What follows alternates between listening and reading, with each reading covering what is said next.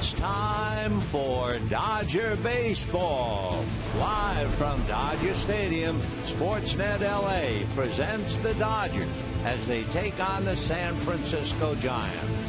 Hi, everybody, and a very pleasant Saturday afternoon to you, wherever you may be. Here at Dodger Stadium, Game 2 of the three-game series between the Dodgers and Giants. And as you probably know, the Giants winning big last night, 9-5.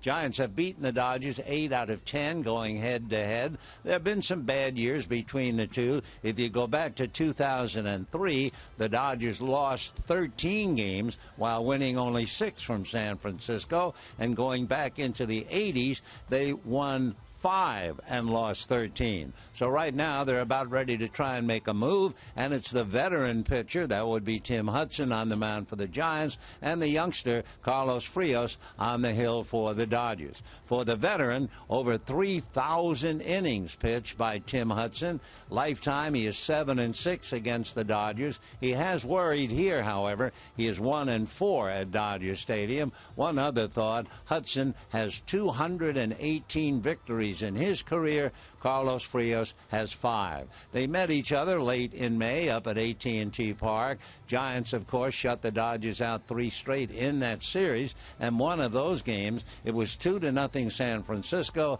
Hudson got the win, and Frios in 2 games against the Giants, an earned run average, believe it or not, of 1.3. So those are the numbers. Pull up a chair. We got a good ball game coming up, and a whole lot more right after this.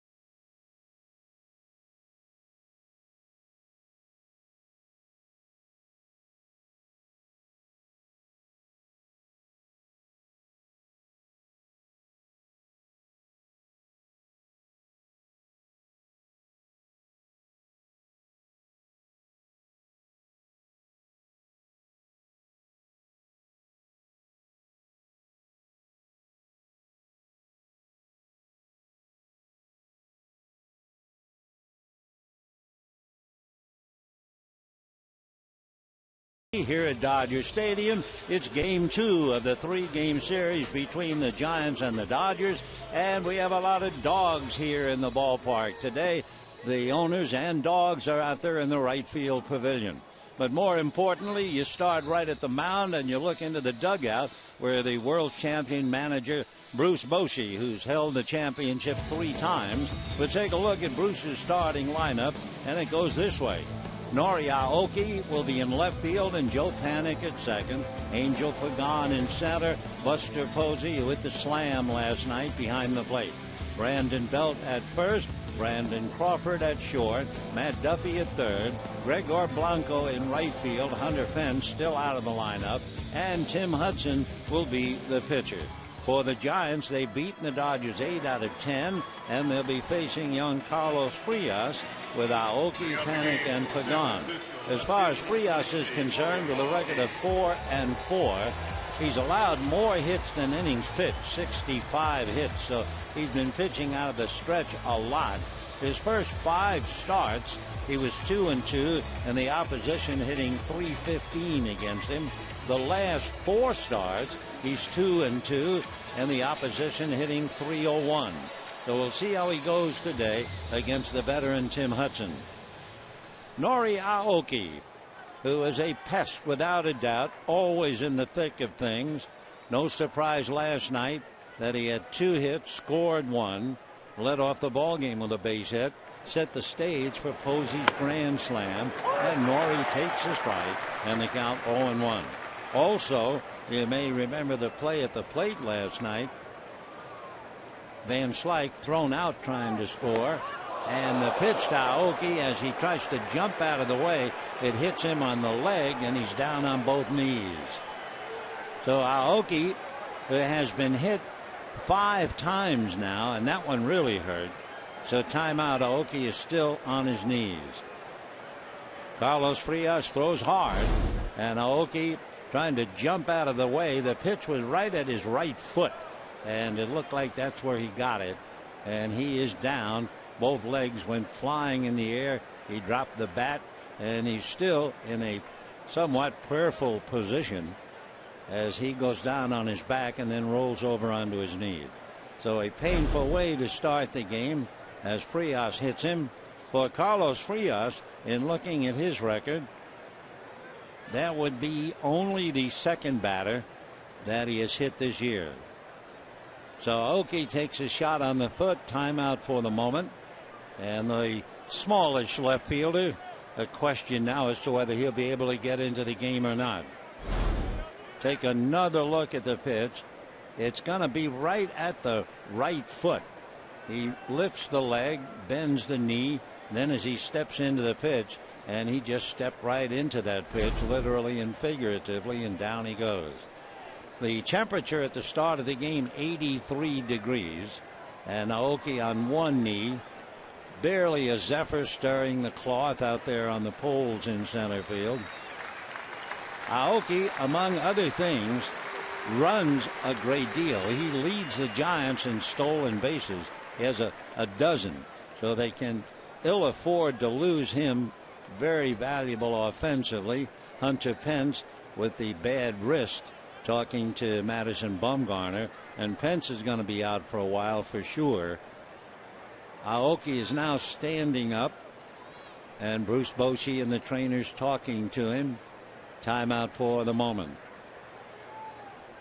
Aoki has played in 67 games. The Giants have played 69. So he's out there every day, slowly trying to make his way to first base, and he stops again. 84 degrees here in the ballpark. Aoki is still trying to walk it off. Now he'll try to jog a little bit. So Aoki last night led off with a base hit to third. This time he leads off hit by pitch. The Giants, by winning last night, have won 20 games. They are 20-14 on the road. They are the #1 road team in the National League. So Bochy, I'm sure, heaving a sigh of relief as Aoki stays in the game. Posey will bat fourth in the inning, and he's just putting on a batting glove. And in a moment, the batter will be Joe Panik. Panik hitting .305. Last night had 2 walks, scored once, and scorched 1 ball in the 3rd inning last night. Howie Kendrick made a fine play to take a hit away from him. So Panik, the left-hand batter. Frias delivers, fastball away, ball 1, 1-0. Dodgers have made a move. They have sent Josh Raven back to Oklahoma City, and they brought up Matt West, formerly an American League pitcher with Rangers and Blue Jays. The 1-0 pitch on the way now to Joe Panik. Line drive down the right field line in the corner. Extra bases for sure. Puig coming up with the ball, and the runners will stop at second and third. So just like that, Carlos Frias in a mess. Second and third, and nobody out. As Panik blisters one down the right field line into the corner. And with first base open, Angel Pagan will be coming up. For Joe Panik, that would be his 17th double. He has 2 triples and 6 home runs. And there was no doubt that was going to be for extra bases. Aoki limping a bit, biting the bullet, and goes all the way to third. And I'm sure for him, gratefully that he was stopped at third. So second and third and nobody out. Panik 17 doubles, and here's Pagan. Pagan, the center fielder last night, had 1 base hit, also walked, scored twice. Angel shies away, the pitch low and inside, ball 1, 1-0. As far as Frias concerned, left-hand batters were hitting .368 against him, and he hits Aoki, and then Panik hits him for a double. And now another left-hand batter. There are 2 others in the lineup. That would be Belt and Blanco. The next pitch is a mile-high floor. Going back in center field is Peterson. The run will score easily. Jock is going to try and get the ball to third, and does on the fly. But moving over to third is Panik. Scoring is Aoki, and immediately the Giants jump out in front 1-0. So Pagan, fly ball to dead center. Runner at third now with 1 out. And Buster Posey checking in. Posey with a base hit last night. Then he had the grand slam home run. Later on he had another single. Almost took the hands of Justin Turner. Posey against the Dodgers this year is only hitting .421. The infield up on the right side, halfway on the left. Frias ready, right-handed delivers, fastball low, ball 1. Posey 16 hits against the Dodgers, 3 home runs, 10 runs batted in. 1-0 Giants, and we're just starting. I was going to say we're warming up, but forget that. Frias again out of a stretch, and the 1-0 pitch on the way. Posey takes away, ball 2. Last night, Buster came up. It was 1-0 Dodgers. Got a curveball up, and he hit it into the Dodger bullpen with a grand slam, the 3rd slam in his career. So Buster waiting. Frias looks in to get a sign. Now the young right-hander ready, and the 2-0 pitch swung on and fouled away, and the count 2-1. So Posey and the right-hander Carlos Frias locked in here. Frias came in with a 1-1 record against the Giants, but a brilliant earned run average of 1.3 against Posey. Posey is 1 for 3 against him with a couple of walks. Carlos ready, right-handed delivers, and Posey, it's a high fly ball deep enough to right field. Tagging is Panik. The catch by Puig. He airmails it to the home plate area, but Panik scores, and it is 2-0 in favor of San Francisco. Puig did not have much of a chance to get Panik, who runs very well. So the Giants, just like that, are out in front 2-0, and the batter will be Brandon Belt. Huge difference between the two pitchers. Frias has won 5 games in his young career. Hudson has won 218. Hudson has pitched over 3,000 innings. Frias ready and delivers, and Belt fouls it away, and the count 0-1. As far as Brandon Belt is concerned, he is 0 for 2 in the past against Carlos Frias. Giants have 1 home run against Frias, and it's Brandon Crawford. Strike 1 pitch is swung on and missed, and the count 0-2. So Frias started off on a bad note by hitting Aoki on the foot. Panic doubled him to third. 2 fly balls advanced Aoki on Pagan and Panic on Posey. Strike 2 pitch on the way is taken high and outside. 1 ball and 2 strikes. 2-0 in favor of San Francisco, trying to beat the Dodgers 9 of 11 and 5 straight. Frias ready. Now the 1-2 pitch, and that's taken low and inside. 2 balls and 2 strikes. Giants are not only the best team on the road in the National League, they're a hot team on the road. Bochy's boys have won 9 of the last 12 on the road. 2-2 pitch to Brandon Belt. Fisted foul off to the left, out of play. By the way, for the Giants, getting on the board first means a great deal. When the Giants score first, their record 30 victories, 14 losses. When they don't score first, 7 wins, 18 losses. Here's the 2-2 pitch on the way, and Belt pokes that one foul. So big Brandon up there. 2 balls and 2 strikes.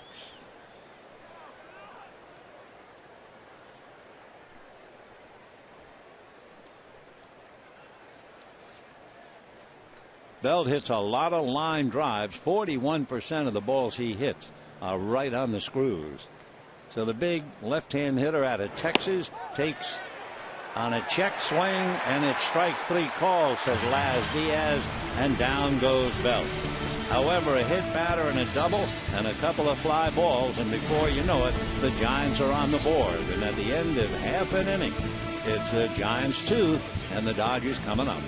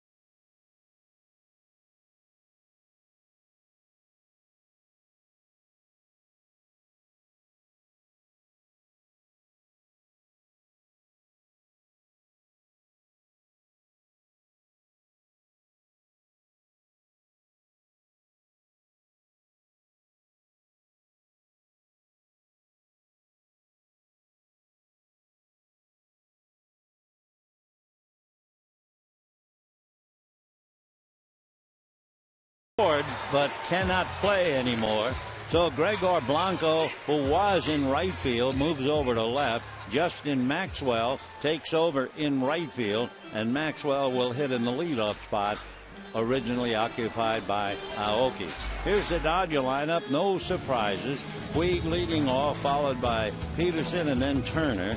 Gonzalez hits clean up, followed by Kendrick and Ethier. Then you have Grandal, Rollins, and Frias.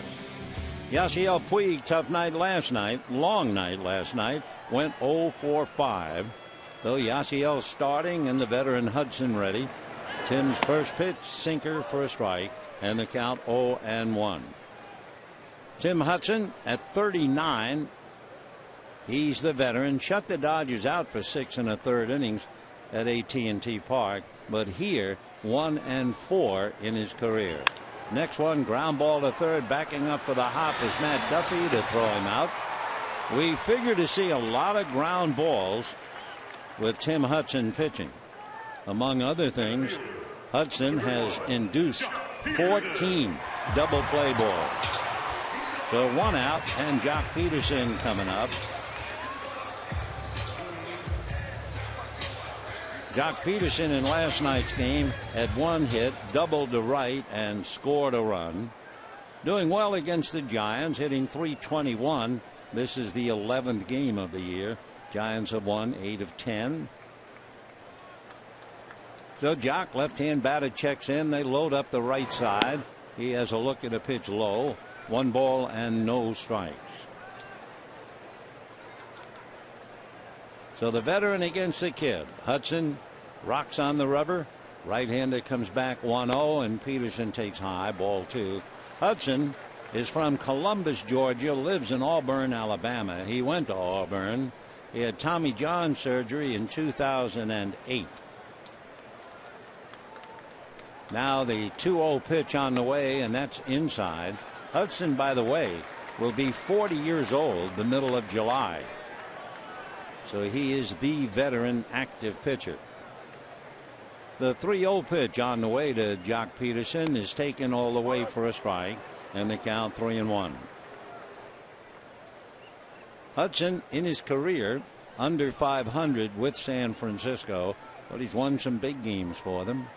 3-1 pitch on the way is swung on and driven to right. Peterson gets all of that baby and hits it to the back wall of the Giant bullpen, and that makes it Giants 2, Dodgers 1.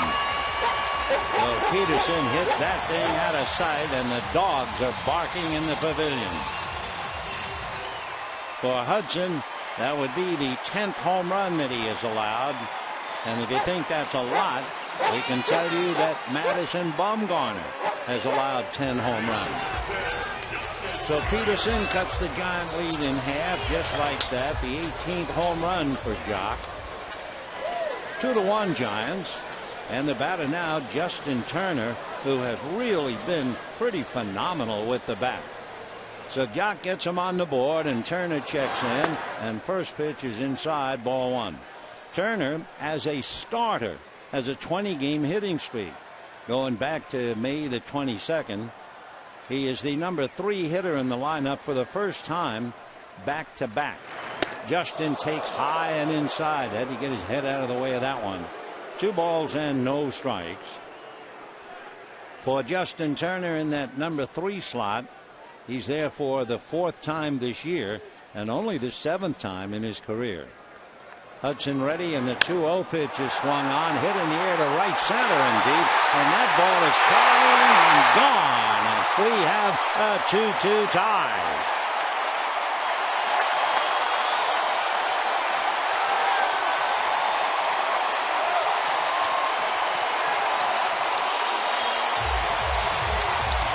So the Giants get 2, and the Dodgers come right back with a left hook and a right cross.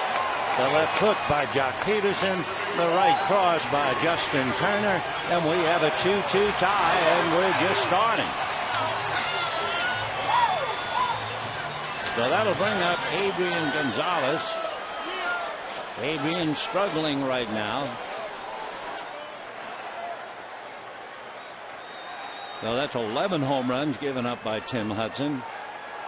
Well, the fellow you think is a sinker ball pitcher has just delivered 2 big ones.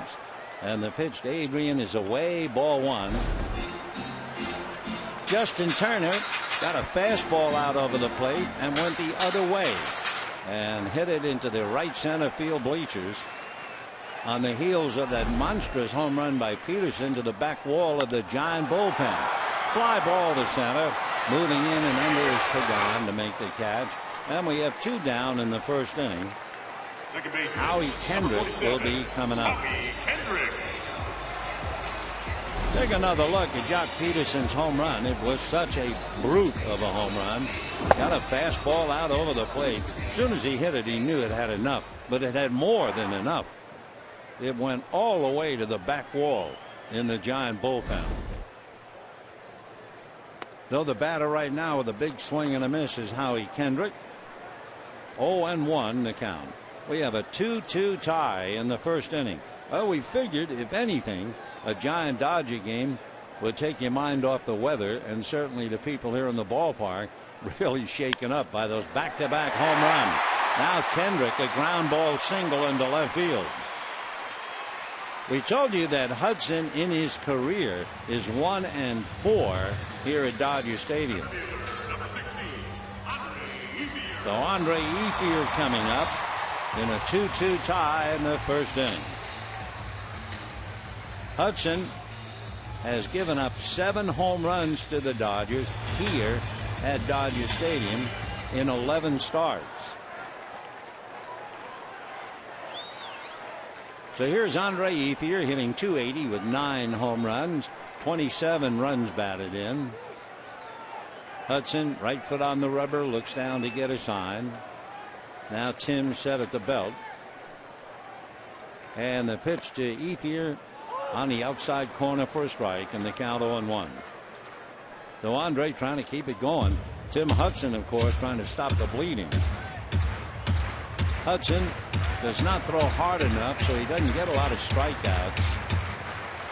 He hasn't gotten much of an offensive support from the Giants, but he did get 2 in the first inning, but he's already given them back. Strike 1 pitch on the way to Ethier. Instead, a throw to first. Kendrick diving back. Left-hand hitters have worn out Hudson, including a home run by Peterson. Left-hand hitters have piled up 53 hits against him. But as we mentioned, he does get the double play. He doesn't need it now with 2 out. So Peterson followed by Turner, and we have a 2-2 tie. Ethier bangs one down the right field line, foul into the seats.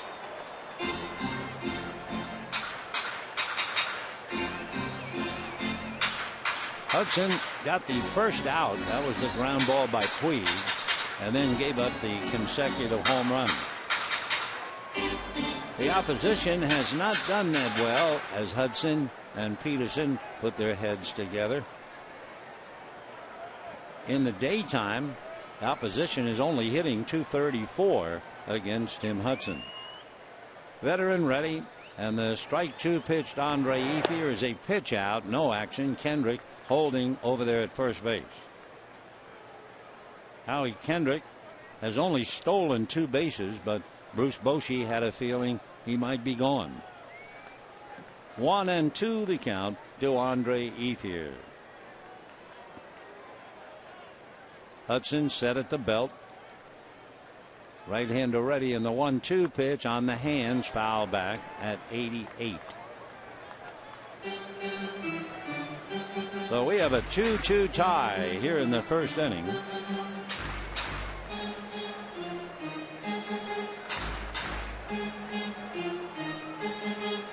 For Bruce Bochy, he got a quick 2, then he lost his left fielder, and then Peterson and Turner home runs. For Turner, how sweet it was. Remember, there was a pitch almost at his head, and then he answered with the home run.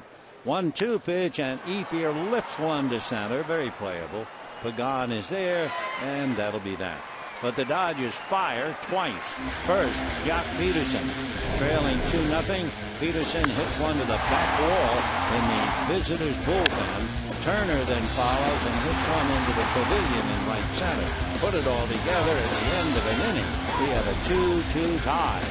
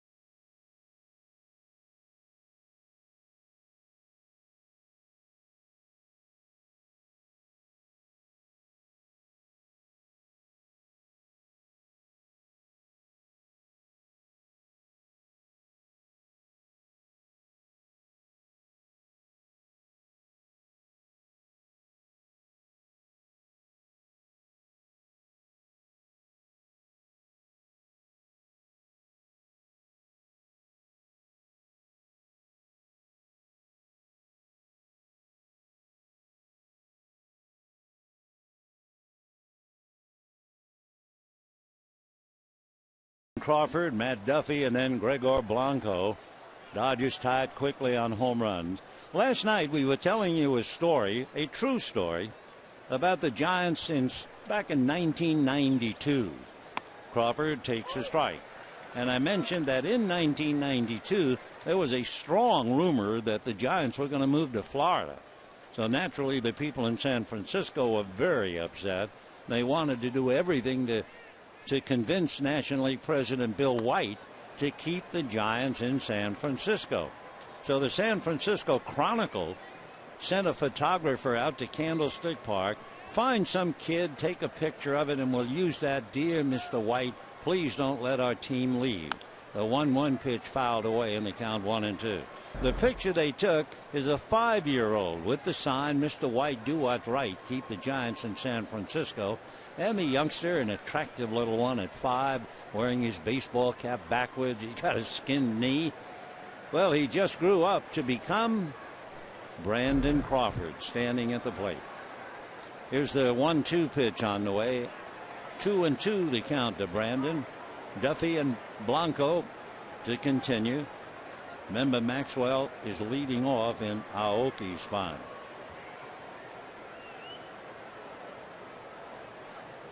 Carlos Frias working on Crawford, and Brandon fouls it away. Last night Crawford had one hit. It was a double to drive in a run. He also walked to force in a run. Brandon has more RBIs than any other shortstop in the National League. He has piled up 42 ribbies. And he's a wizard with the glove. So all in all, hitting .277, and that 5-year-old really grew up to be quite a player. 2-2 pitch on the way is taken low. 3-2. Almost hit. In fact, I think Crawford is saying that I was hit on the left foot. And here comes Posey out. Though Crawford held his left foot up in the air as if to say, I was hit. Posey talking to Chris, and Crawford hanging out around the plate. Take another look at the pitch on TV. Crawford maybe hit it on the foot. What you couldn't tell, the shot was obscured. Guccione wants to talk to the umpires, and it's now an official review, as Posey feels that his shortstop was hit by a pitch. Giants already lost their left fielder, hit on the foot. Though we'll see as they now take a look. Up here with the videotape, it was obscured. You couldn't really tell. The Guccione on the left, the crew chief, Jeff Nelson. Watch what happens as it goes down. See the foot of Fierce? It just about blocked the view. Of course, Crawford's the guy who got hit, and he was the one who maintained he was hit. Maybe from this angle where you don't see Frias' foot. That's still pretty hard. Did he graze the top of that back foot, the left foot? Just another virtually impossible call for an umpire to make. With all of our equipment, still pretty hard to figure out. And of course, you're looking at a pitch probably in the 90s. You have a big catcher in front of the umpire, and it happens in the blink of an eye. The umpires don't mind being questioned. They're certainly with the idea they want to get it right. And Guccione is saying, okay, we believe you. And going to first is Crawford, hit by the pitch.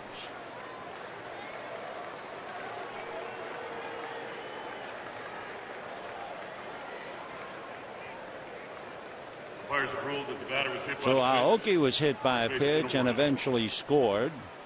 So now Crawford is hit by the pitch, and the batter is Matt Duffy. Duffy from Long Beach has found a home, doing a very good job playing third base for the Giants. Twice flied to right, struck out, walked, and singled. Knocked in a couple of runs last night with his base hit. So Matt waiting. 2-2 tie, top of the second, and the first pitch in the dirt. Short hop by Grandal. 1 ball and no strikes. The Dodgers, with their 2 home runs in the first inning, have hit 48 at home and 39 on the road. The Giants have only hit 19 at home and almost double that, 35 on the road. 1 ball and no strikes. Frias ready, right-handed delivers, ground ball to the hole, backhanded by Rollins, throws to Kendrick. What a play for a force out. Jimmy Rollins making a dazzling play in the hole, and then Kendrick making a fine play on that hurried throw right at the bag. Worth another look. Rollins racing to his right, backhands the ball, slides to his knees, off balance, and gets it accurately thanks to a spread eagle catch by Howie Kendrick. What a play that is. So 2 fine defensive players combined for a force play. Now let's see how the Giants going to review that. We're watching Bruce Bochy. He's waiting to get the answer on the phone call. Ron Wotus on the phone.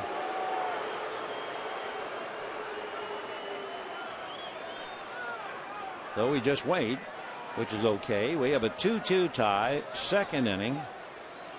Bochy now turns, goes back in the dugout, so you can write it in if you're keeping score. A dazzling force play, 6-4. 2 fine plays at either end. First the throw by Rollins, and then the great catch by Kendrick. All right, 1 out, and Gregor Blanco, the left-hand hitting outfielder, played right last night. He had a pretty good night with the bat because it was lost to the headlines of Posey's grand slam. But Blanco singled to lead off the inning that led to Posey's home run. Lost an extra base hit on that spectacular diving catch by Jock Peterson in the 6th inning. And then his last time up, Blanco singled. So Gregor, left-hand hitter waiting. Frias delivers, and it is swung on and fouled at the plate. And the count, no balls and 2 strikes. So the Giants got 2 in the first inning, a hit batter and a double and 2 long fly balls. And the Dodgers came back with back-to-back home runs by Peterson and Turner. So we're in the second inning, all even. Blanco with Hudson on deck. Hudson is a pretty good hitting pitcher. Frias out of his stretch. Now the strike 2 pitch. Blanco hits a ground ball wide of first. Gonzalez goes to his shortstop for the 4th. And Blanco is aboard with 2 outs. 3-6 force play. Tim Hudson coming up. Hudson with the bat. You don't really talk about batting averages with pitchers, but he has 3 hits, including a double. And the big thing, he has struck out just about 25% of the time. So anytime you make contact, you might get lucky. So Hudson climbs in. Off the bag is Blanco. Doesn't figure to run at all. You don't want to give up your 3rd out and have the pitcher start the next inning. And Hudson takes a strike, and the count 0-1. 2-2. 2 runs, 1 hit for the Giants. 2 runs, 3 hits for the Dodgers, and we're only in the second inning. Frias out of a stretch, and the strike 1 pitch, Hudson fouls it away, and the count 0-2. The lights are on here at Dodger Stadium. We have that beautiful blue canopy overhead. The mountains, well, there's some mist between the mountains and us, but we're aware of their silhouette if nothing else. 84 when the game began. Strike 2 pitch on the way. Hudson backs off. It's inside. 1-2 the count to Tim Hudson. Carlos Frias 4-4 with the league. 1-1 in his young career against the Giants. Came in with that great ERA of 1.3, but nothing much to show for it. A reminder of Zach Greinke. Now the 1-2 pitch on the way. Hudson swings, pokes it, a 2-hopper to Kendrick, and that'll be that. So no runs, no hits. We did have a hit batter and a man left. And at the end of 1.5, and the Dogs make sure that they're getting, well, they should be getting water, but some of them are eating hot dogs, of course. And we're in a 2-2 tie.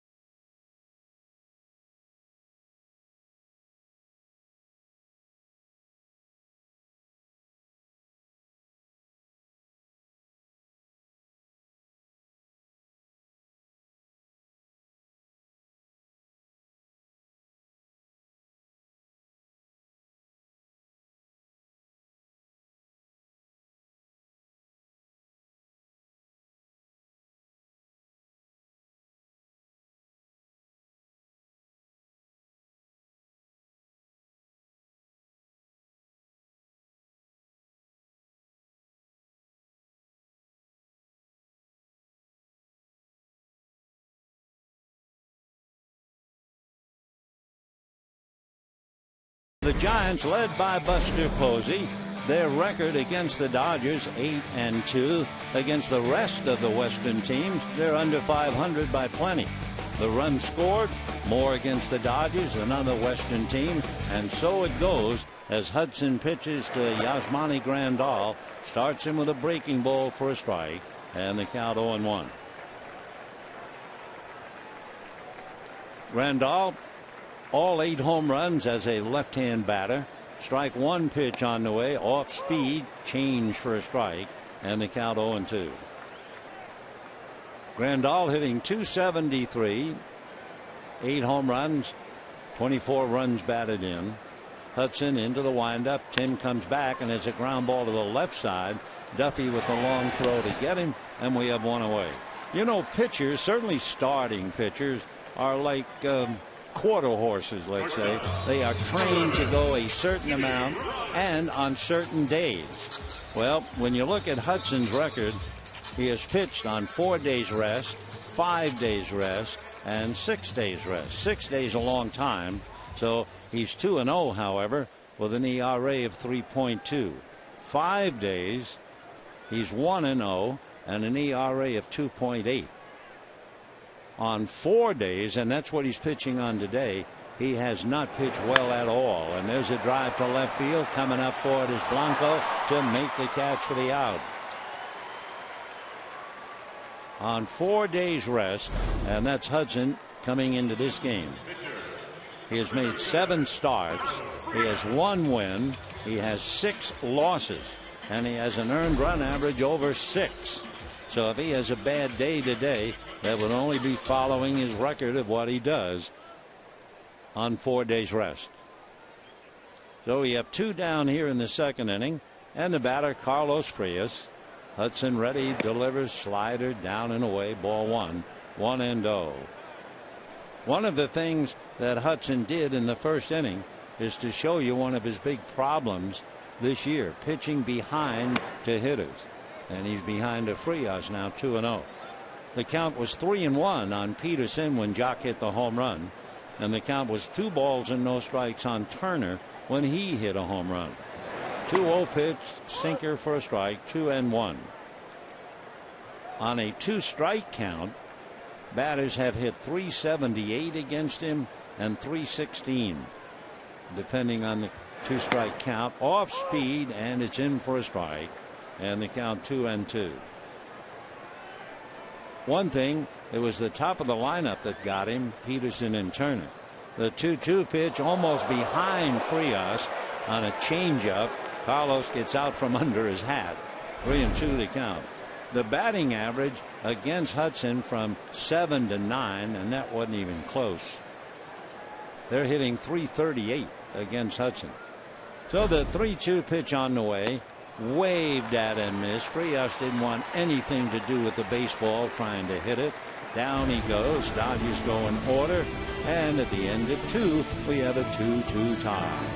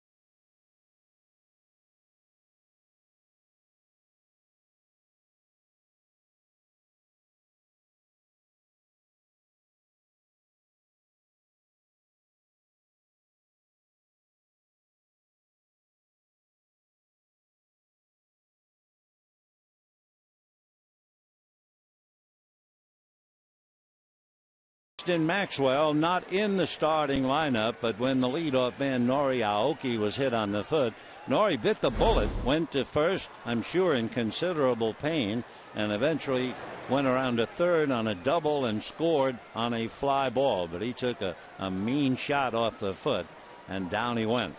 Maxwell is a big man. He is 6'5", 225 pounds. And how about this?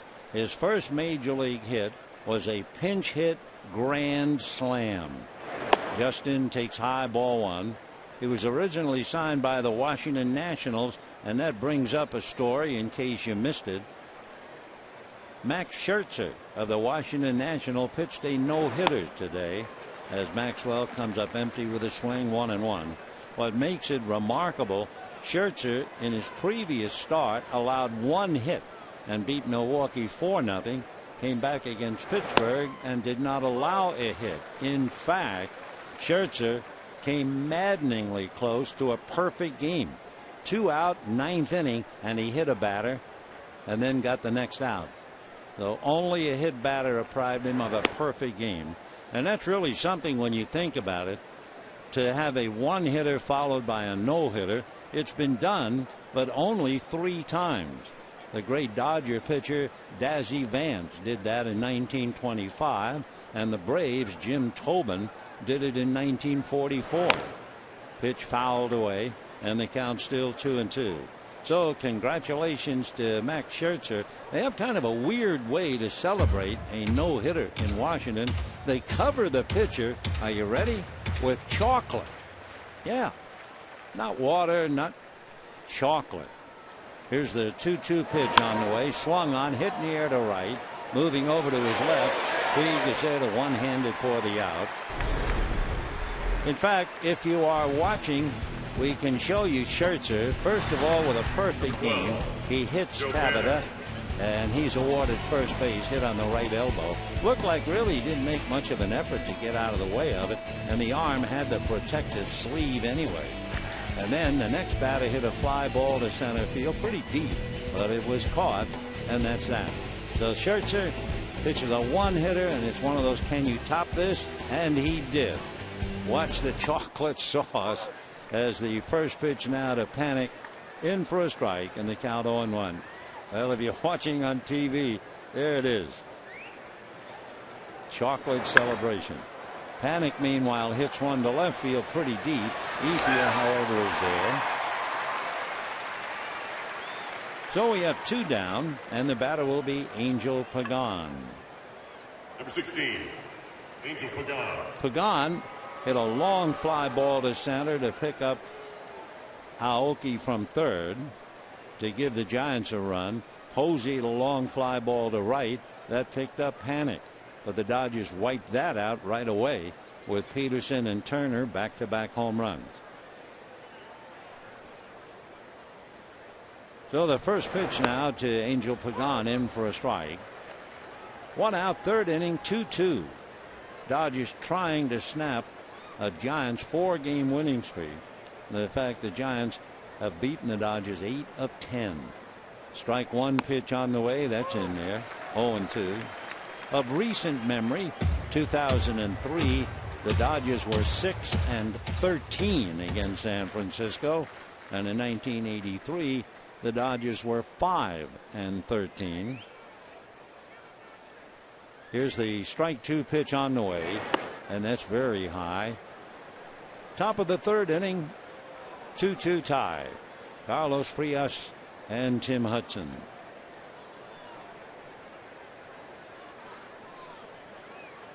Peterson and Turner got the Dodgers even. They'll be coming up in the bottom half of the inning again. The pitch in the dirt to Pagan, and the count 2 balls and 2 strikes.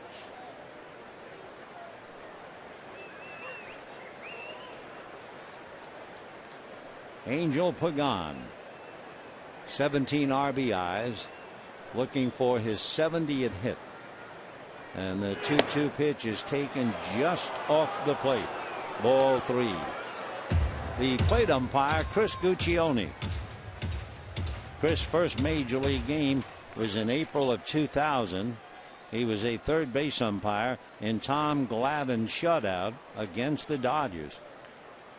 at Turner Field in Atlanta. So he's been on the big league staff a little more than 8 years.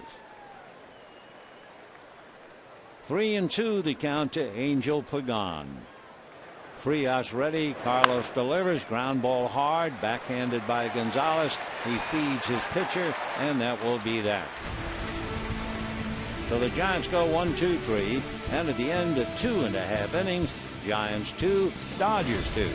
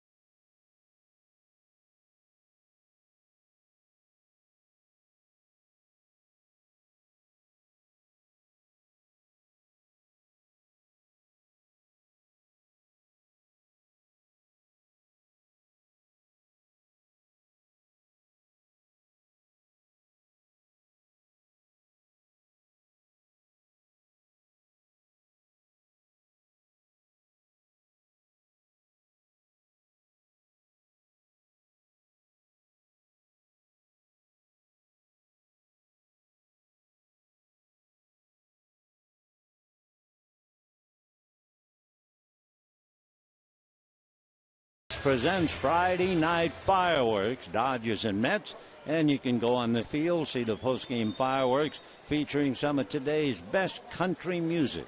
For more information, go to Dodgers.com/promotion. Yasiel Puig will start it off. Hudson's big curveball is fouled away. Puig trying to, as the hitters say, wait on it, and he was a little late fouling it off to the right. Yasiel batting .304. Puig, like all of the Dodgers, cooling off a bit as the weather heated up. Strike one pitch on the way, and that's low and away. 1 ball and 1 strike to Yasiel. Waiting on deck, Adrian Gonzalez, who's really been struggling for the last 2 weeks. Now the 1-1 pitch. Puig ground foul outside of third. 1-2 the count. Puig has been a thorn in the side of the Giants. He's hit safely in 16 of his last 20 games, and he's reached base safely 17 of 18 against the Giants. Here's the 1-2 pitch on the way, and Yasiel drives it into the gap in right center. Chasing the ball is Maxwell. He picks it up, and Puig will stop at second base with a line drive double. For Yasiel Puig, his 7th double to go along with a triple and 3 home runs. So a leadoff double, and that will bring up Jock Peterson. Clean as a whistle, line drive in the gap. For the Dodgers, their 4th hit. And now Jock Peterson checking in. Peterson almost took the stitches out of the ball when he hit his home run to the back wall in the visiting bullpen. Jock, 18 home runs, 34 runs batted in, made another highlight catch last night on a ball hit by Gregor Blanco. Another one of those you had to see it to believe it. First pitch to Jock, breaking ball low, ball 1. His home run for the Jock Peterson Marching and Chowder Society, all the way to the back wall in the Giant bullpen. 1 ball and no strikes. The young Jock. Puig at second. Nobody out. They've loaded up the right side. Peterson takes off speed on the outside corner. They measured Peterson's home run. They said 433 feet. So he really buried that thing.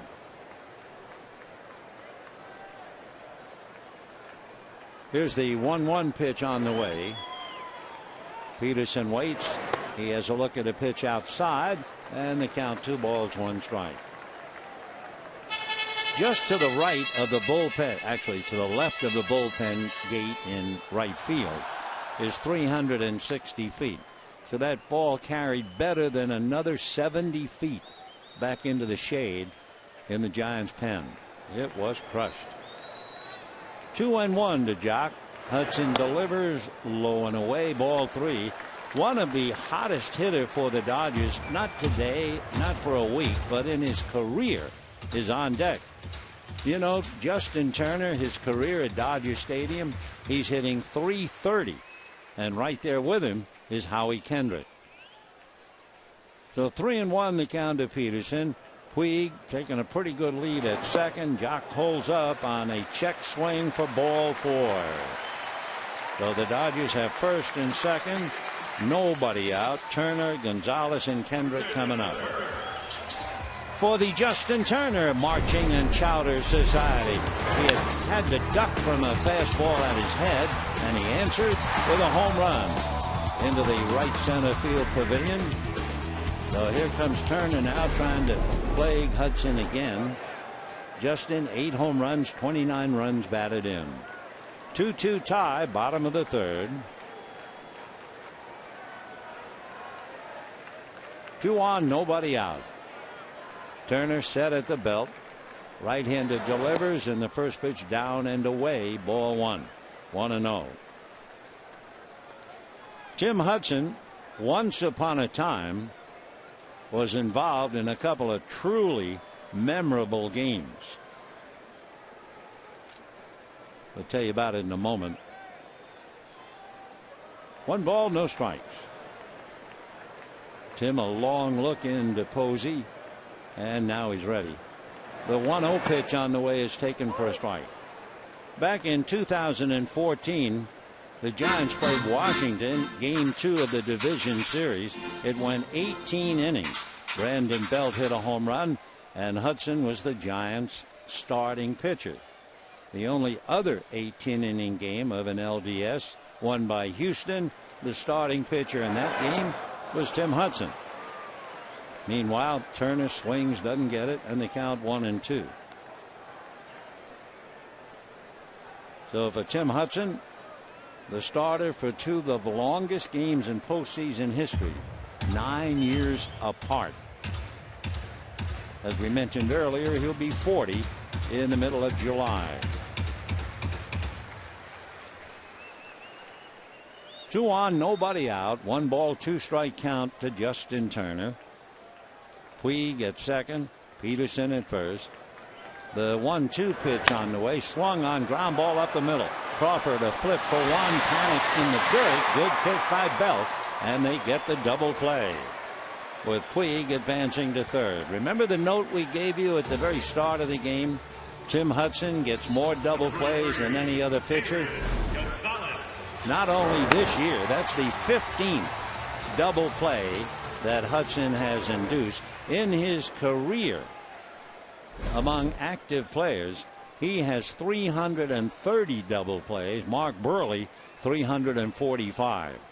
So he went to his specialty, got the double play, and the batter now is a struggling Adrian Gonzalez. And of course, it's difficult to say, but the numbers tell you that has been nothing else but a struggle. Hudson ready and delivers. Adrian looks at ball 1.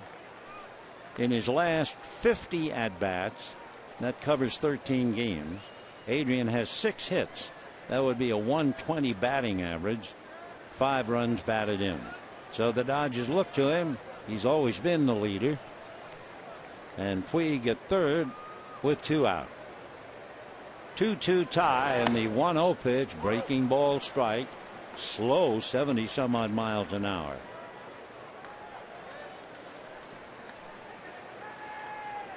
So Gonzalez waiting. Hudson trying to work his way out of a jam in this 2-2 tie. Panic in right field, but Crawford on the shortstop side of the bag up the middle.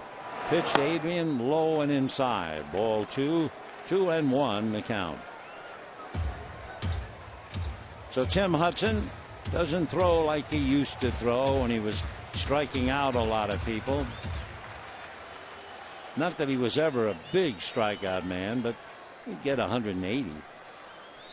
Puig walking down the line, doubled and got as far as third on the double play.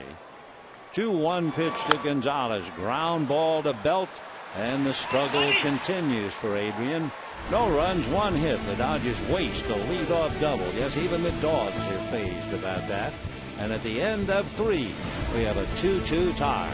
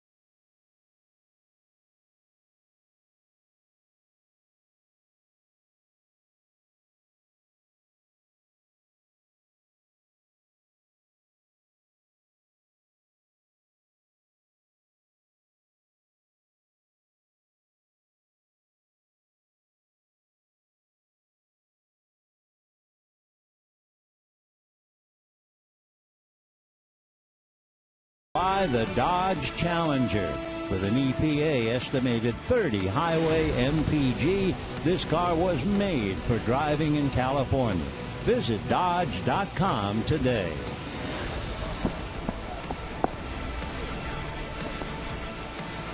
Fourth inning in a 2-2 tie. In case you wonder, this is the day they salute the dogs, and the owners of the dogs bring them in here, march around the stadium, and then go into right field. And Buster Posey up there takes a strike. 0-1. The dogs all seem very weary, and the crowd seems full of beans. No balls, 1 strike. Posey an RBI with a scoring fly ball. This time ground ball to Rollins.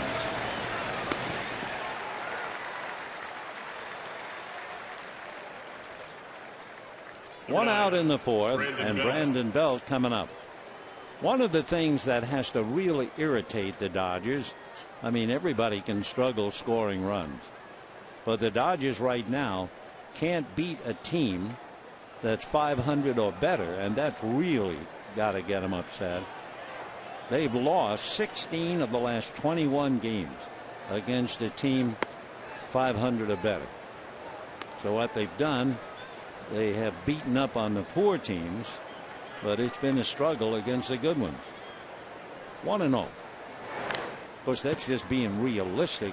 If you look at the Dodgers, who have they beaten?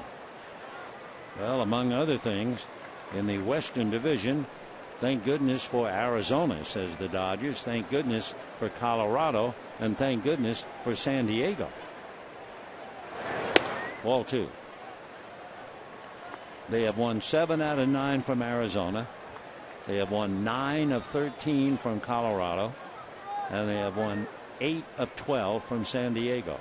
The jarring note in the West is the abuse by the Giants, who have beaten them 8 out of 10.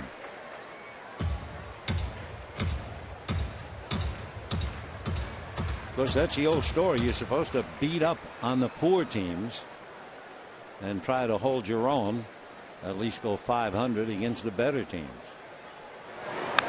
Foul back. 2-2 the count.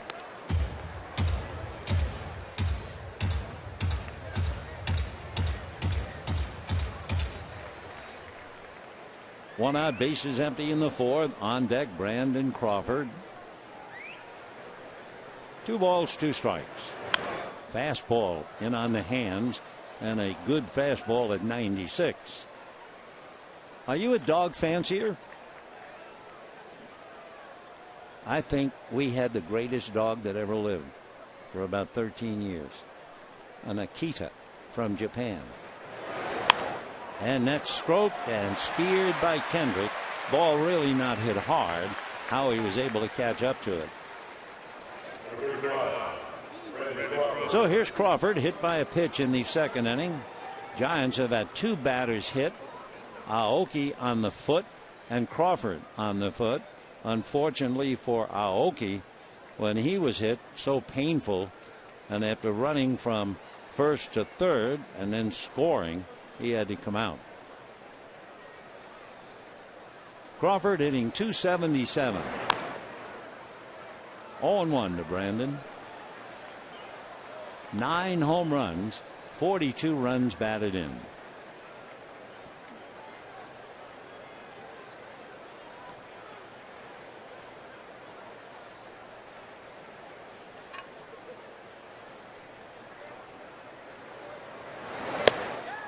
Oh, and 2. Pretty good bat speed. Couldn't catch up to a 96-mile-an-hour fastball. Frias will fool you because he's a tall man. He's 6'4", but he only weighs about 170 pounds, and yet he can hit 96. 0-2. Time. You know, when they talk about changes in the game over the years, I think one of the biggest changes, I have never seen so many pitchers hitting 96, 98 on the speed gun ever than now. Ball 1. 2 down, 4th inning. We have a 2-2 tie. Aoki hit by a pitch. Panic doubled into third. Fly balls by Pagan and Posey picked each man up to give the Giants 2. And then Peterson and Turner homered to tie it up, and that's it. We're in the 4th. High fly ball, playable. Puig looking up into that bright blue. So the Giants are out in order. That would be 8 in a row. And at the end of 3.5 innings, it remains a 2-2 tie.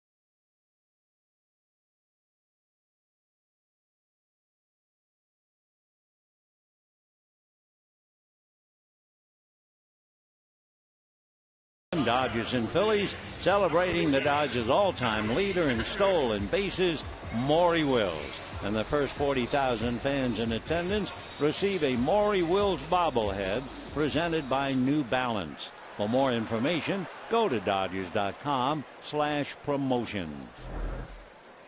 Bottom of the fourth, Kendrick, Ethier, and Grandal. Howie with a base hit to left field in the first inning. Like Justin Turner, hitting .330 in his career at Dodger Stadium.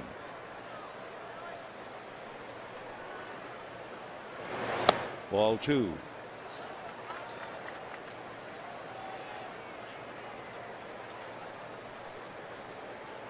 Two runs, 4 hits for the Dodgers. 2 runs, 1 hit for the Giants. That's a strike.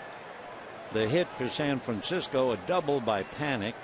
That put second and third, nobody out. They scored them both, and that's why we're tied. Posey's fly ball to right knocked in the second run. 2-2 on that changeup in. So this is not a pitcher who's going to be hitting 96 on the gun. He has to really use his head. 2-2. Fastball, chopper up the middle. Here comes Crawford on the run to get him. Boy, has he become a dandy shortstop. Wow. Take another look. That 5-year-old kid leaning on a railing at Candlestick Park has become a standout at shortstop for the Giants.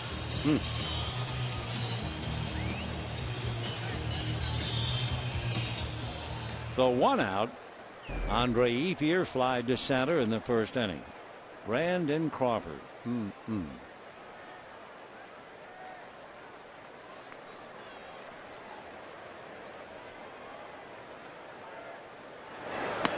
That's a strike. Reminds me when the Cardinals were here, Rick Hummel, one of the fine sports writers in the game and a friend I've known forever. And he asked me to write down what I thought was the best opponent's team just against the Dodgers. Fouled away. So instead of looking up all kinds of records to try to just come up, I started thinking. And maybe you'd agree, maybe you wouldn't. At first base would be Stan Musial. At second base, Joe Morgan, when he played with Houston and Cincinnati. The shortstop, Ernie Banks. Here's the strike 2 pitch. Down he goes, 2 down. The third baseman, Mike Schmidt of the Philadelphia Phillies. The outfield, you could probably fill in the gap. I had Henry Aaron in left. I had Willie Mays in center. I had Frank Robinson in right with a backup outfielder by the name of Roberto Clemente. And that to me was, well, that's pretty good ball club, isn't it? Wow. The pitchers, that was tough. I mean, you see so many pitches. Change for a strike. I had to go with Juan Marichal, who was so tough. I could have gone with Sal Maglie in his days with the Giants, but I went with Marichal. I went with Greg Maddux.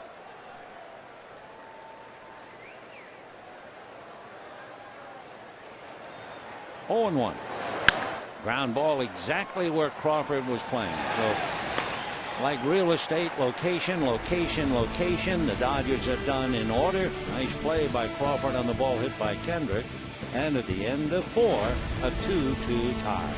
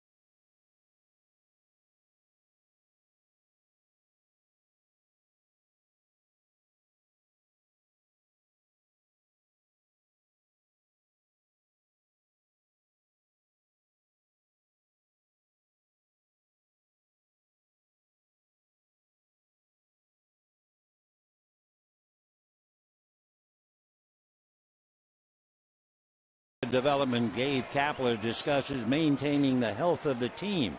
Plus, the native Angelino talks about his childhood memories here at Dodger Stadium. So don't miss Connected with Gabe Kapler tonight, 8 p.m. Sportsnet LA. 2 runs, 1 hit for San Francisco. That was a clean as a whistle double by Joe Panik. 2 runs, 4 hits for the Dodgers. Back-to-back home runs by Peterson and Turner. And the pitchers locked in, Frias and Hudson. Matt Duffy hit into a force play in the second inning, 0 for 1. Fastball strike. We are starting to get into the tough part of the game. It's not quite, but almost 5:30. And the shadows will now start to play a part. 0-2. The main part of the stand hasn't moved, but it will. Like the tide, it will come in and go right over third base. But the pitcher is right in the middle of a spider web. 0-2. Fastball off the glove of Frias. Wow. And Kendrick makes the play. So that's a tough 1-4-3 if you're scoring. And that thing was ripped. 1 away. Take another look. Number 7. So Frias certainly slowed it down. And Kendrick throws him out. And the batter, Gregor Blanco.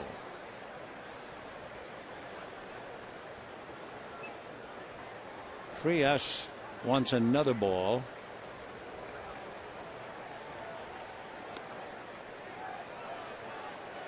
One out, 5th inning. In the second inning, the leadoff man Crawford was hit by a pitch. A shower or a bath. Water.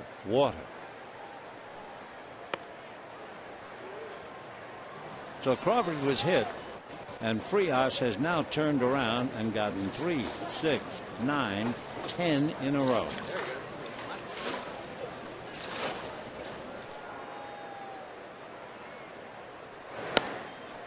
Two and 0. You would think your Frias throwing 96, your Hudson throwing in the 80s, Frias would have a big chance as the shades begin to envelop the infield. Ground ball to short. Jimmy takes care of it. That's 11 in a row. And the batter now will be Tim Hudson. Number 17, Tim Hudson.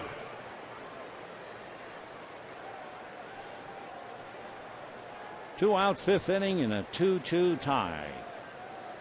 Dodgers trying to get back to 2.5. The Giants trying to cut the Dodger lead to a half a game. And ball 1. Wow, he had 98. Well, that's a mess. How'd you like to be up there at the plate with those shadows and somebody's throwing 98?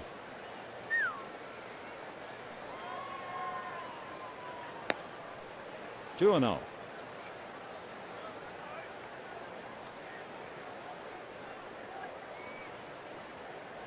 Two runs, 4 hits for the Dodgers. 2 runs, 1 hit for the Giants. And the baths continue.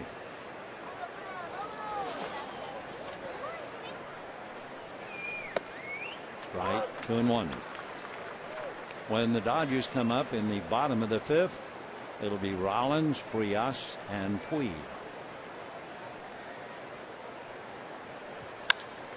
Line drive, that almost got Frias.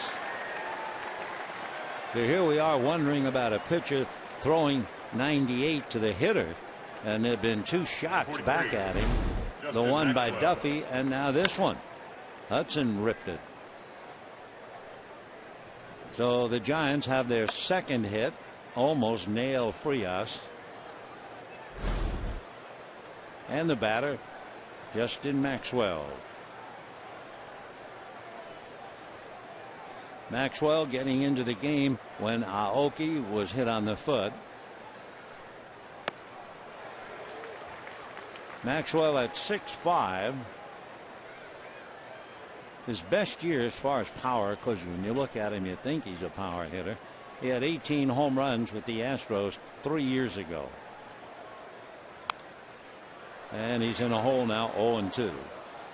Interesting about Maxwell, his dad spent more than 2 decades in the Navy and for 5 years served as the personal dentist to the president and first family.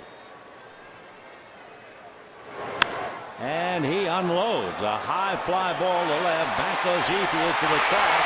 He's hit it out. And the Giants, thanks to Justin Maxwell, take a 4-2 lead.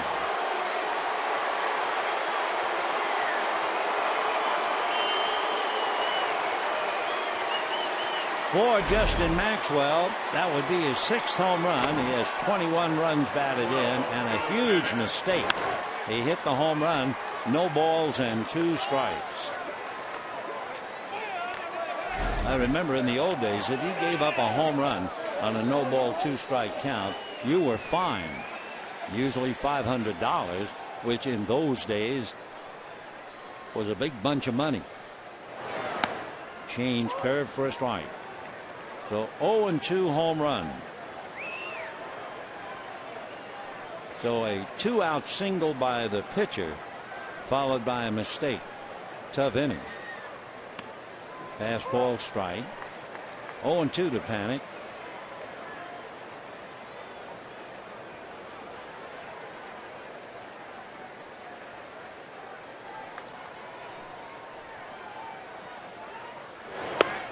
Ball 1. I've told it before. I remember there was a Giant pitcher, Bill Voiselle, gave up a home run on an 0-2 pitch, and he knew he was going to be fined $500.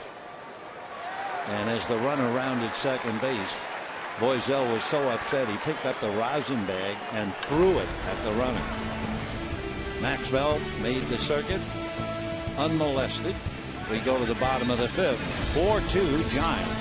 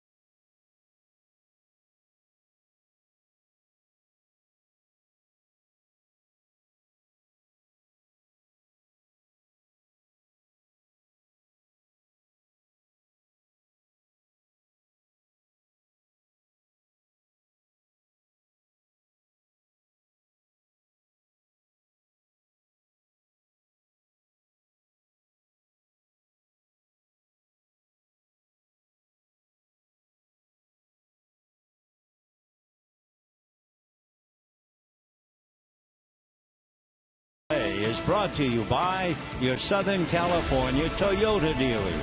Now, during Toyota's summer savings, you can save big on any 2015 Camry. And by Jack in the Box. Taste the new black pepper cheeseburger today, only at Jack in the Box.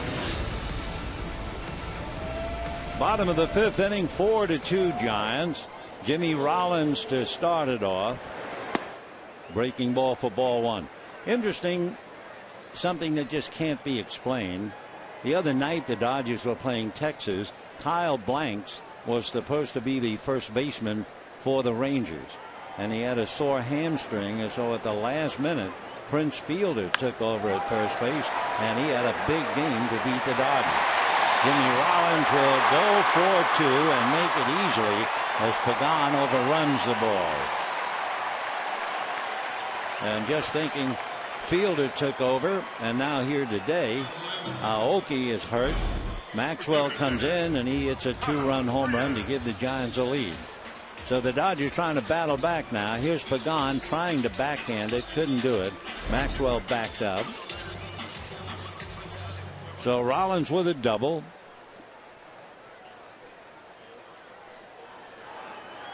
Here's Frias, struck out. Giants are looking bunt, figuring the Dodgers would go one base at a time, and he's showing bunt. Misses. 0-1. If you saw Frias duck on a pitch that wasn't close and come right out from under his helmet, you figure that Carlos has not been much with the bat in his young career. Bundy talking to him. 0-1.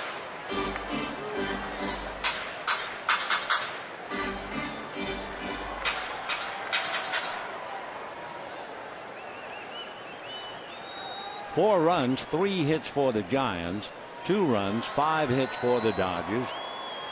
Frias shows bunt, gets out of the way on a strike. Frias arguing with Chris Guccione. Yeah, I don't think he likes the ball much. He doesn't mind throwing it. 0-2.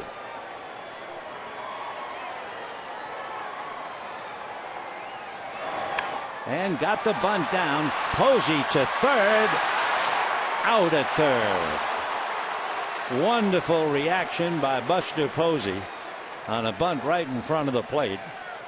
And Posey throws an arrow down to third, and Matt Duffy gets Rollins trying to come over. So the bunt doesn't work. Frias aboard on a fielder's choice. 2-5 is the out. Quick recovery. Accurate throw on the money tag.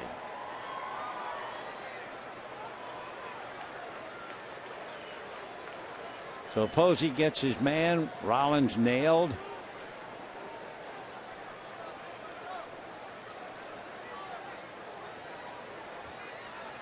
Dodgers, I think, were thinking about reviewing the tag, but now they've decided no, he was out. So Rollins, frustrated, nailed at third, and here comes Yasiel Puig. Buster Posey, one way or another, is such a big part of the Giants, offensively and defensively. He had this grand slam last night. He had the sacrifice fly, and now the great throw to third. And here's Puig, who doubled in the third inning. Trying to golf that thing. 0-1 the count.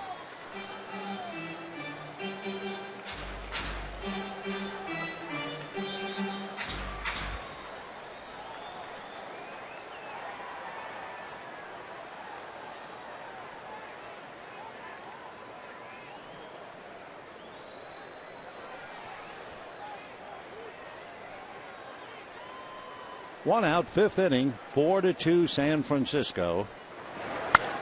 High foul ball, that'll go out of play. 0-2.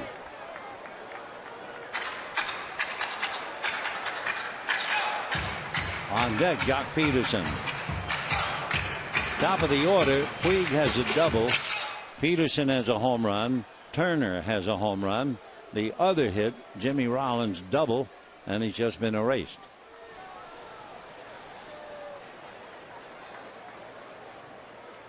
Left side loaded up against Puig.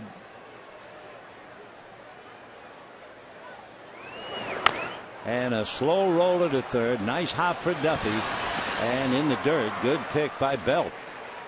So on the play, Frias advances to second. 2 down. And Jock Peterson coming up.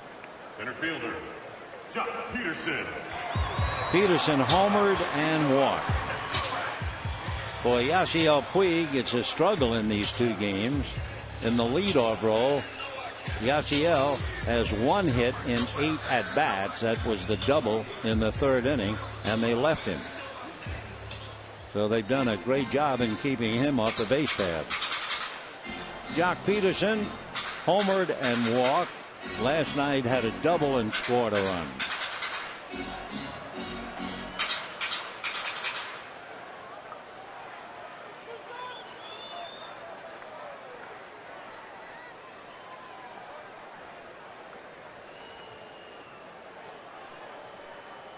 Young jock with 18 home runs, 34 runs batted in, hitting .252.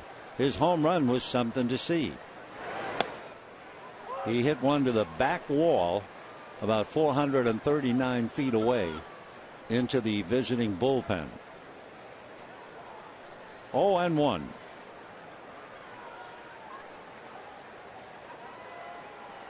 Carlos Frias, the pitcher, is at second base. 2 out. 1 ball, 1 strike. Boy, the setting sun and the lights. You look at Brandon Crawford. It looks like he has a miner's hat on. His sunglasses are so bright. If you back away from him, those glasses on top of the bill of the cap are really light. 1 ball, 1 strike. Ball 2.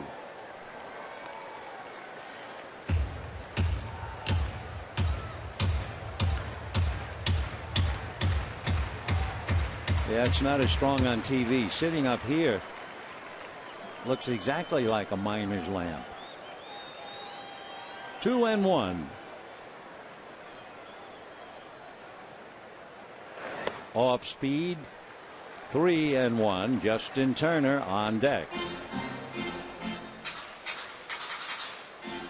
Jock Peterson, as a first-year player, has certainly done very well. He's on the edge of his 47th walk.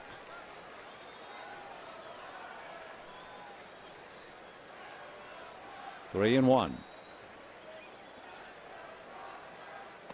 And ball 4. So Peterson, a home run and 2 walks. The only 2 walks that Hudson has given up. And here's Justin Turner. Turner homered in the first inning after Peterson had homered. Came up and hit into a double play in the third.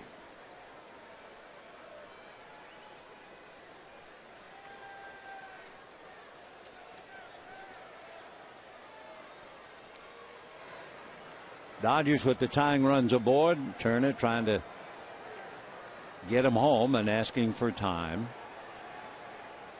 The shadows now have moved, as they always do, across third base. The hitter's upper torso is in the sun. The pitcher has daddy long-leg shadows all across the mound. Little roller. Hudson has no play at third. Throws to first and got him. Matt Duffy had gone wide of the bag thinking he was going to have the play. So Hudson was surprised there wasn't anybody at the bag, and he was still able to make the play. So no runs, a hit, 2 left, and it's still 4-2 Giants.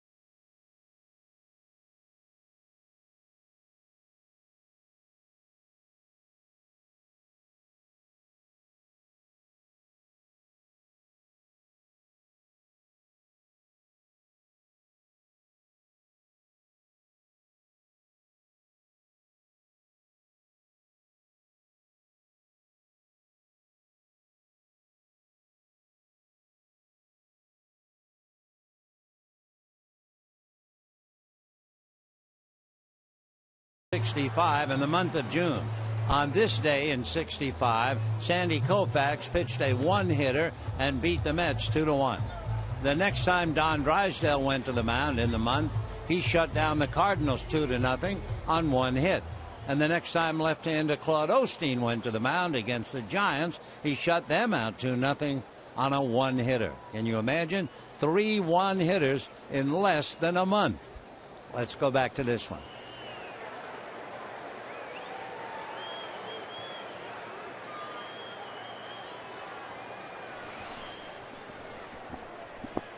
Yeah, Sandy and Don and Claude.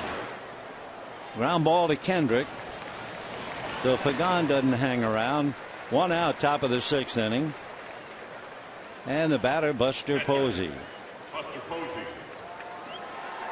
Buster Posey had the scoring fly ball in the 1st inning and grounded out. Carlos Frias up against Tim Hudson. Hudson is pitching the kind of a game that I'm sure drives hitters crazy. He doesn't overpower anybody at all. He has 2 strikeouts. And he's had 10 ground balls.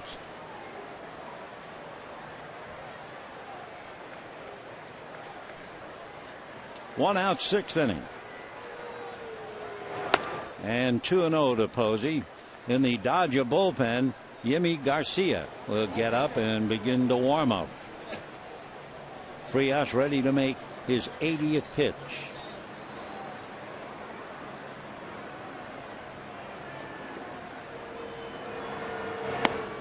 And ball 3. Well, if you're Boshi, I'm sure you're thinking about green lighting Posey 3-0. Whether he likes the location remains to be seen. And he's not going to swing at ball 4, that's for sure. So Posey gets a walk. For Frias, he has hit 2 batters. And that's their first walk. Brandon Belt has struck out and lined out. Brandon Belt standing aside as Rick Honeycutt's going out to counsel Frias. Brandon Belt hungry for a base hit because Belt last night had a double, but he also struck out 3 times, and then he got nailed looking at strike 3 in the 1st inning. And for good measure, to upset a pleasant personality, he hit the ball right on the screws, and he hit it right at Howie Kendrick. So Belt has 1 hit in 7 at-bats.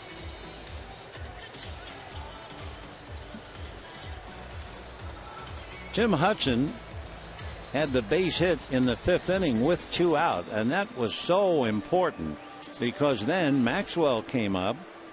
Had Hudson been retired, the inning would have been over.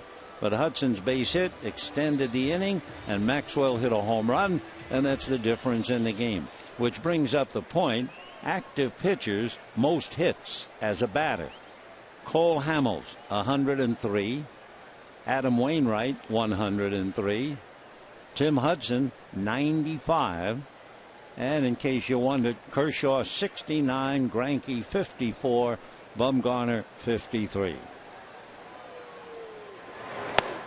And a strike. 0-1 to Big Belt. Brandon came into the game hitting .271. He has 8 home runs, 28 runs batted in. 0-1.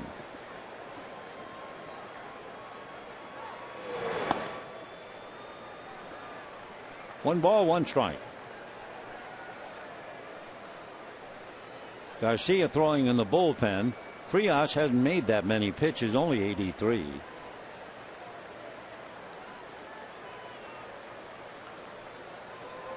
One ball, 1 strike. By the way, Buster Posey over there at first base. Last night, he had a grand slam home run. And you may not remember, but he stole second base in the 2nd inning. Joe Resnick of AP told us that in itself, a catcher hitting a grand slam and getting a stolen base in one game, you have to go back to Roger Bresnahan way back, who was the first catcher to wear shin guards. So Posey just comes up with another medal. Meanwhile, 3-1. He's checking over there. Roberto Kelly is back. Steve Decker coached third last night. So Posey going to learn whether he's going or not with Belt. 3 balls, 1 strike. Posey not going, and a high fly ball to right. Puig looks like he has a play, hesitates, goes back. He's against the wall. Home run for Belt. What a strange fly ball that was. I don't know if we have the tape, never mind the ball. Watching Yasiel Puig goes back. So Belt was hungry all right and clears the right field wall.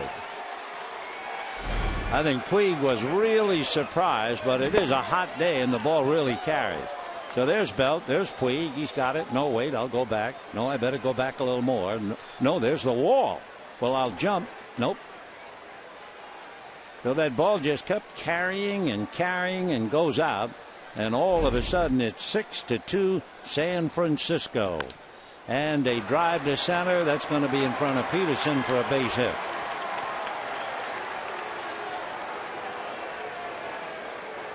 So Carlos Frias was going along pretty well until he gave up that base hit to Tim Hudson. Then the home run by Maxwell. Now the surprising home run by Belt. Here comes Don Mattingly. It's 6-2 San Francisco. For Carlos Frias, as far as giving up home runs, he had given up 3 in 11 games. And he gives up 2 big ones today. So Carlos goes out. It's 6-5 San Francisco, and we'll be back.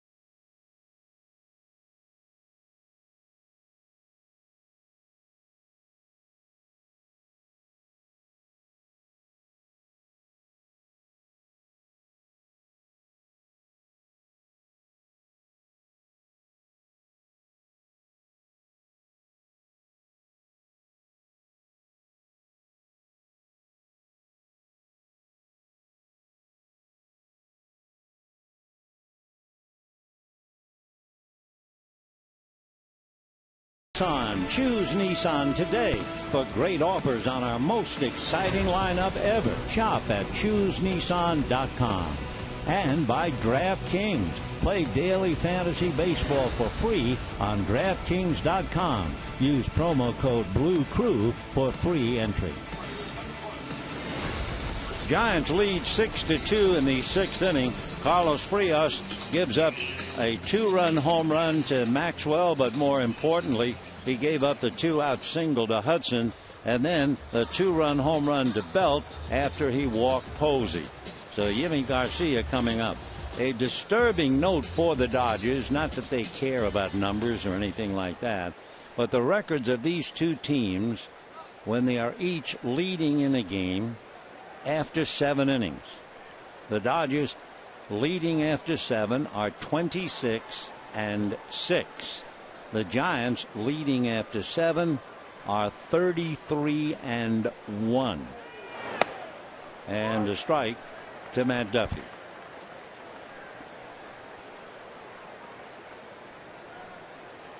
Crawford at first, still only 1 out in the inning. 6 runs, 5 hits for the Giants.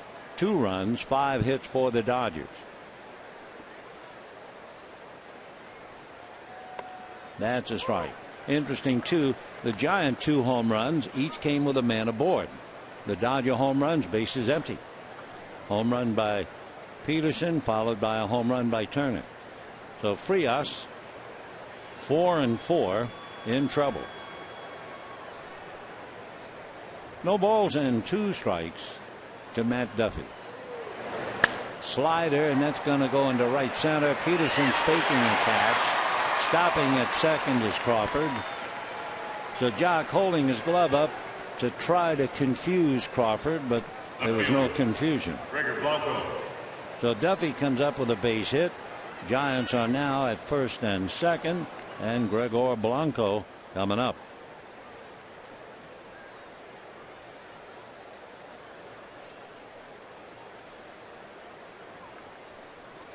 (6-2) Giants. Gregor Blanco hit into a force play, grounded to short, 0 for 2.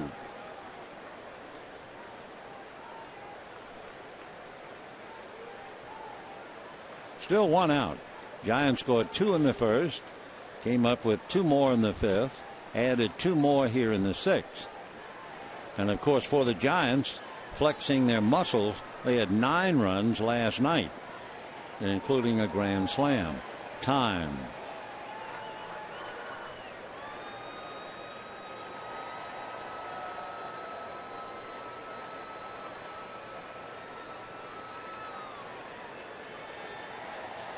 Garcia in sunlight, and the hitter Blanco in shade. Shadow has almost, not quite, cut the mound in half.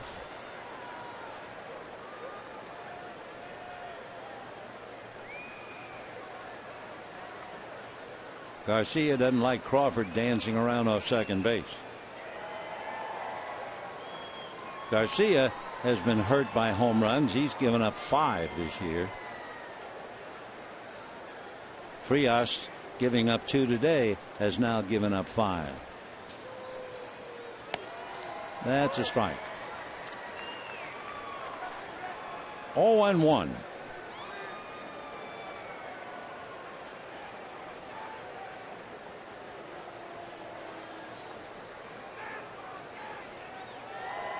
Dodgers will see the Giants 3 more times here, 4 more in San Francisco. So after tomorrow, they still have 7 more meetings. 1-1 to Blanco. Hit into a force play, grounded to short, 0 for 2. With Hudson on deck. 1-2 the count. So Yimi Garcia from Moca in the Dominican Republic. He'll be 25 the middle of August. 6'1", 175. Been in the organization since 2008. Came up for a look last year.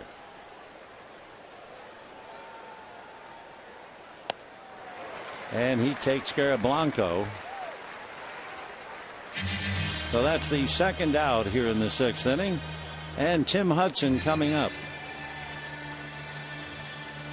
The base hit by Hudson gets bigger and bigger with 2 out. Instead of ending the inning, he got the single, and then Maxwell hit the home run.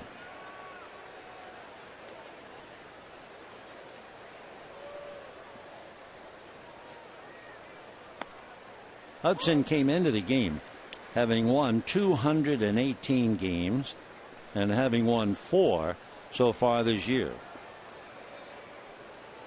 His winning percentage, wins against losses, is a little better than 62, almost 63%. Bartolo Colon has 213 wins. CC Sabathia 211, and Mark Burley 206. So he's the winningest active pitcher. Tim Hudson.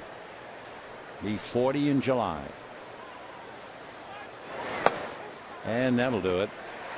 So Hudson strikes out, but the damage has been done. Posey walked, and Belt hit a home run to right. And we're heading for the bottom of the 6th inning. Giants 6, Dodgers 2.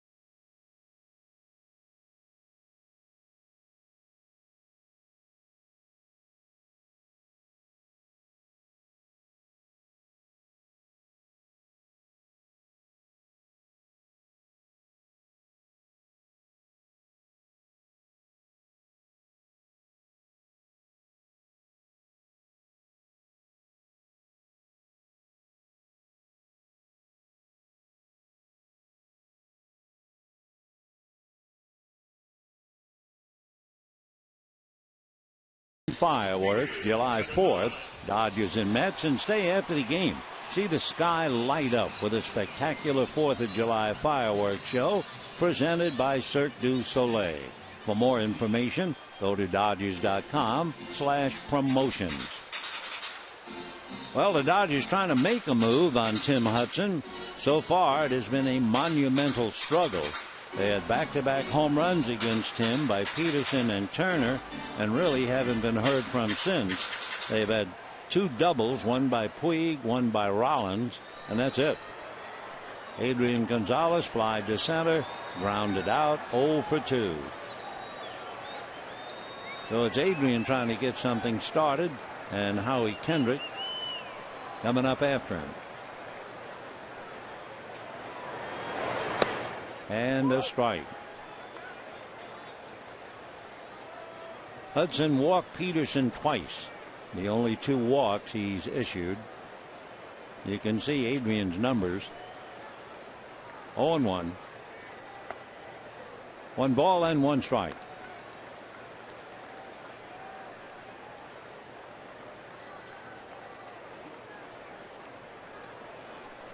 Adrian hit .276 for the Dodgers last year. The year before .293, and the year before that .297. He had back-to-back years where he hit over .300. One with the Red Sox, one with the Padres. 1-2. Adrian is 33 years old. Ground ball, belt. He'll underhand to Hudson. So 1 away. Number 47, Howie Kendrick. Last time we checked, Hudson had 10 ground balls. We'll check and see now. He has 11. Okay, I think I'll keep track of the ground balls from here on in. Howie Kendrick, single to left, grounded to short, 1 for 2. Giants 6, Dodgers 2, bottom of the 6th. Fastball missed, ball 1. You hear it all the time. Velocity is only a number in the big leagues. It's whether that ball is moving. That's going to go foul. Last night, Josh Raven made 26 pitches for the Dodgers, and the majority of them, I would say 20 of the 26, were around 98 miles an hour. Where is he? On his way back to Oklahoma City. If it's not moving, it's not going to do the job. 2-1.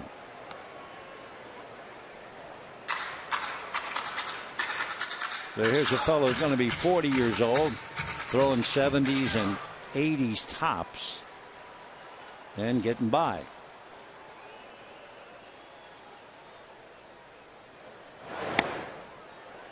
Two and two. 90-mile-an-hour fastball. You don't see that many.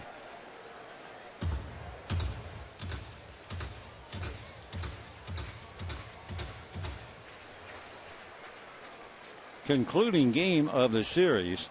That'll be tomorrow. Tim Lincecum and Brett Anderson. That's going to go foul, out of play. Following tomorrow's 5:05 game, Dodgers will pack up and go out on a long road trip. 4 games in Chicago, next weekend in Miami, ending with 3 games in Arizona, and they'll come home to play the Mets starting July 3rd. Chased and missed. Down goes Kendrick. And the mastery of Tim Watson. And remember, we told you that in his career he's had a lot of trouble here. 1 win and 4 losses. As far as strikeouts are concerned, he has 3. He's not interested in that. So with 2 out, here's Andre Ethier. Twice this year, Hudson had 6 strikeouts. He's got 3 so far. Ethier fly to center and struck out. Andre is 0 for 2. Giants 6, Dodgers 2, bottom of the 6th inning. It looks like another number or 2 that we gave you is holding up. Way back in the 1st inning, we mentioned the fact that the Giants have scored 2 runs. And when they score in the 1st inning, their record 30 wins and only 14 losses. If they don't get the lead, their record is 7 wins and 18 losses.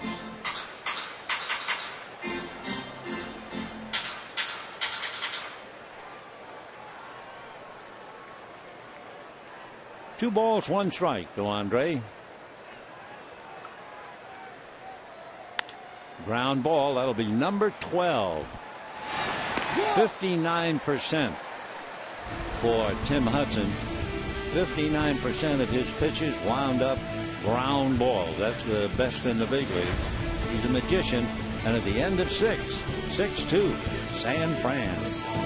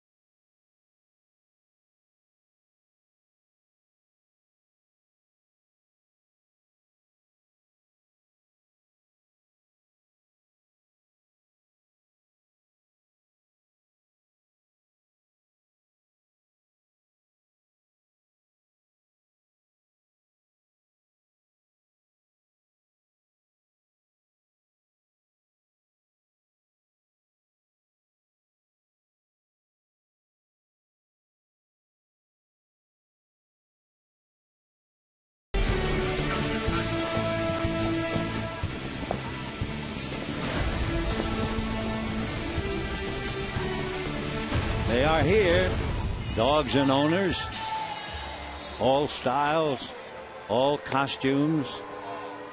Meanwhile, Yimi Garcia getting ready to pitch the 7th inning.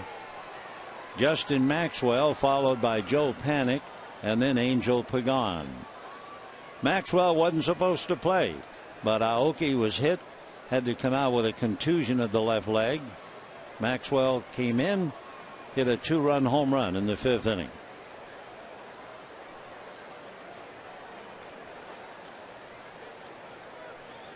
We were talking a little bit earlier about Maxwell's father breaking ball strike. His father, the personal dentist to the president and the first family. He took care of the Printons, the Clintons and family, Al Gore, and the dental care of President George Bush.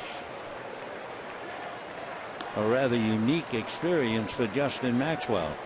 His dad finally retired at the rank of captain 2002. His mom spent 20 years in the Navy. She retired as a commander. Wow.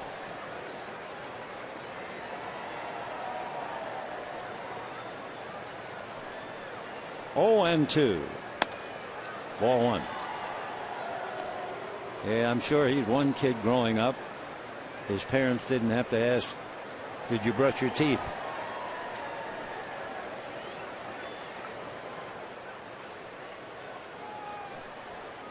One ball, 2 strikes. That's on the corner. Maxwell exchanging pleasantries with Chris Guccione. 1 out in the 7th. And the batter, Joe Panik. 3rd strikeout for Yimi Garcia. Joe Panik. Joe Panik doubled to right, fly to center, and struck out. Panik scored a run.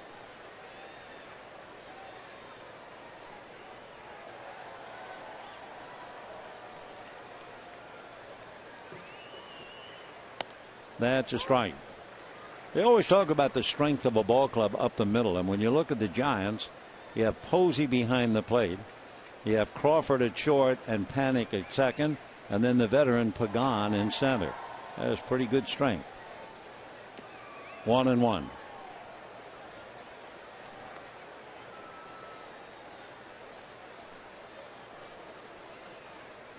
Angel just waiting with that donut on the bat.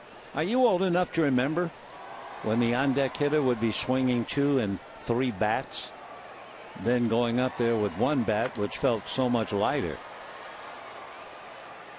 I think the donut was invented by Elson Howard of the Yankees. He's the one who decided, I'd rather have a weighted donut, as they call it, than swinging 3 bats. So there is the donut.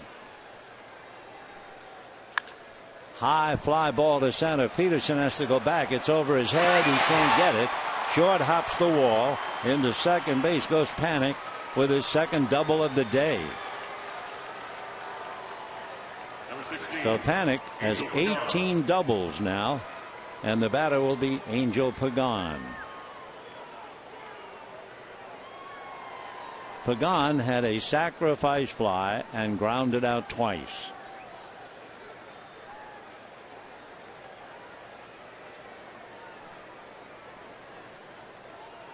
I was just thinking about swinging the bat. One of the funniest things many years ago, Zubin Mehta invited Danny Kaye to conduct the orchestra at the Music Center. And of course, Kaye was a genius in making people laugh. Danny didn't read a note of music, but he could conduct. He could memorize a song and then conduct accordingly. And of course, Danny Kaye was a big Dodger fan, a very knowledgeable fan. And so the night that he was going to conduct, he walked out on the stage with the orchestra, swinging about a half a dozen batons. It was really funny, and he started throwing the batons away, finally got one the weight of which he liked, and then he conducted. And in the middle of the symphony, whatever, he suddenly turned and looked up at the box seat and hollered, "How am I doing, Zubin?" which brought the house down. Wow. The ability to make people laugh, that is magical. There aren't too many who can do it. For the Dodgers, this is no laughing matter. It'll be Peterson, the middleman. So Pagan lifts one, and here comes Posey. Posey had a sacrifice fly in the first inning, grounded to short in the fourth, got a walk opening up the sixth, and that was paid off when Brandon Belt hit a home run.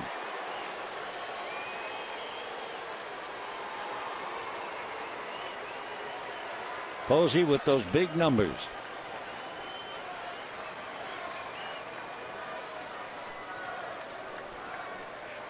Giants have won 9 of the last 12 that they have played on the road. They are the best road club in the National League. That's fouled away. Giants are 20-14, 6 games above 500. The Dodgers on the road, and they've got a big road trip coming up. The Dodgers have won 12 and lost 18.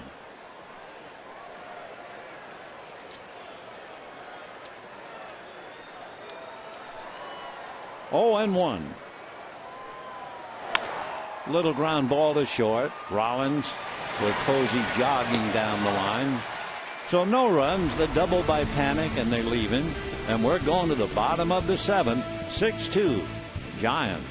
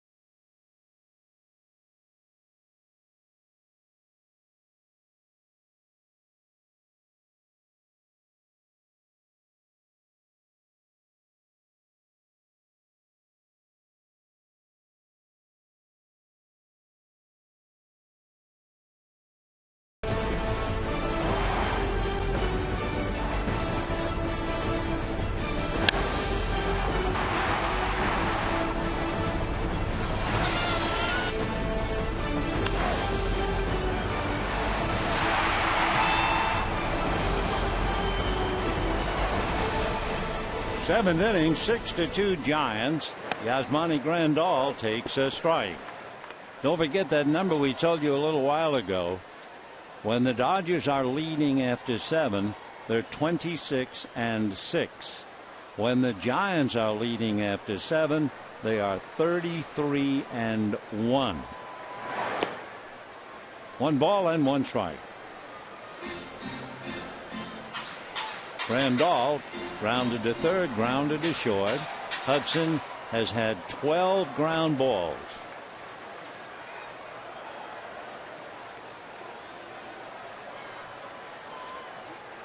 One and one. Breaking ball and a good one. 1-2. The last time Hudson pitched against the Dodgers, he got into the 7th inning, but he couldn't get out of it. He went 6 1/3 and went on to win the game thanks to the bullpen, 2-0. 1-2. Fastball just low. I think he's hit 90 on the gun a couple of times. Basically 88-mile-an-hour sinker. In the Dodger bullpen, the newcomer Matt West begins to loosen up. Off speed, a one hopper, and looks where Crawford is. So they had the Dodgers played perfectly, and Grandal hits a hopper to short, one away. So that's 13 ground balls as Hudson gets ready.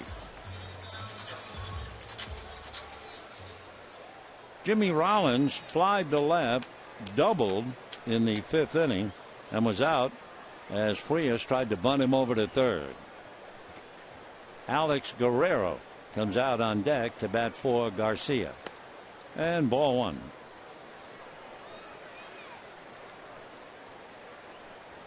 Dodgers have 5 hits, 2 home runs, 2 doubles, and a single. But with all of that, just 2 runs. Jock Peterson has homered and walked twice.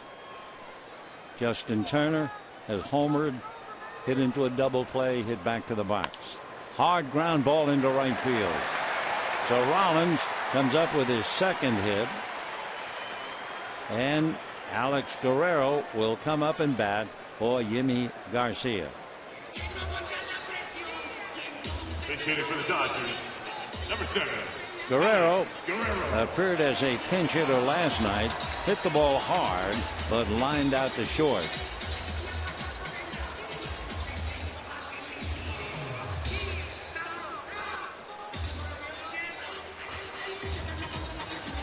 Well, let's see.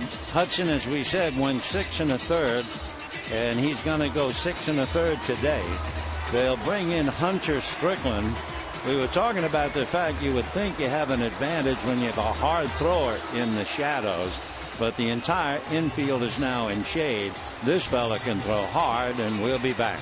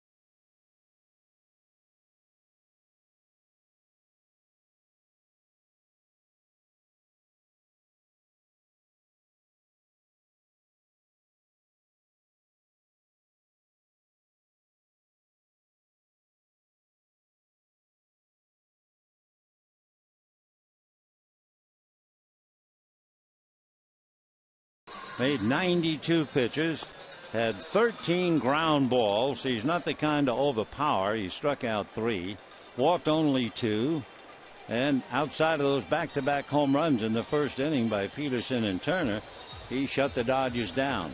Talking about shutting people down, the Giants bullpen going into last night's game had 18 runners inherited and all stranded.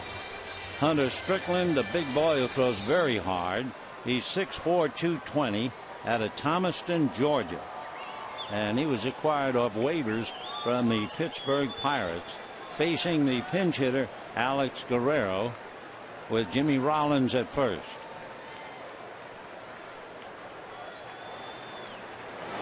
And first pitch at 98 for ball 1.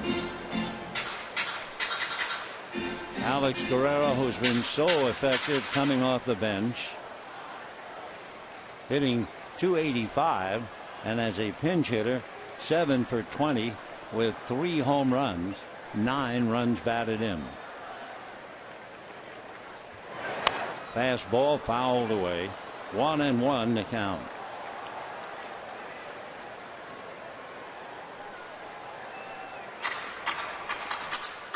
One and one with 1 out. Bottom of the 7th, 6-2 Giants. Jimmy Rollins at first, and Guerrero trying to light a fire. Hunter Strickland, big fella, played baseball, and he was a quarterback in football. MVP, great athlete. 1 ball, 1 strike. 1-2. Strickland's dad played in the Tiger organization. So Guerrero trying to get the Dodgers back in the game. Giants 6 runs, 7 hits. Dodgers 2 runs, 6 hits. In 12 2/3 innings, Strickland has 15 strikeouts. Remember him from last year. Throws hard. 1-2. Fouled off. Near the end of May, Strickland was called up from AAA Sacramento. He was the Giants' 26th man for a doubleheader at Coors Field, a day and a night.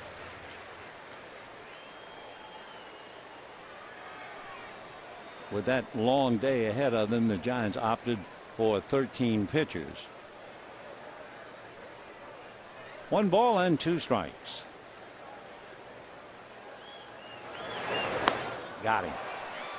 And he took a lot off it. Of course, taking a lot off and you hit 86, you know how hard he can throw. So no surprise there. He's pretty tough to walk off the bench and face late in the game. And the breaking ball takes care of Guerrero. And the batter now, Yasiel Puig.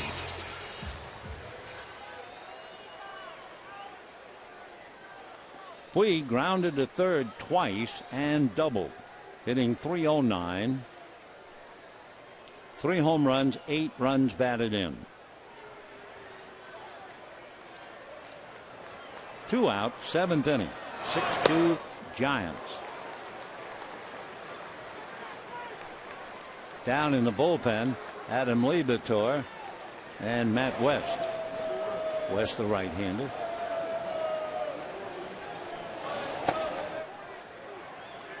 Oh, and 1 to Puig.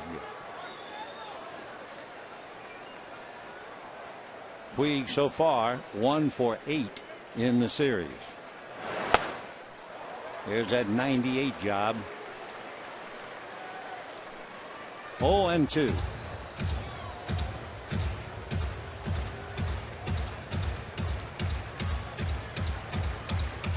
Six runs, 7 hits for the Giants, 2 runs, 6 hits for the Dodgers.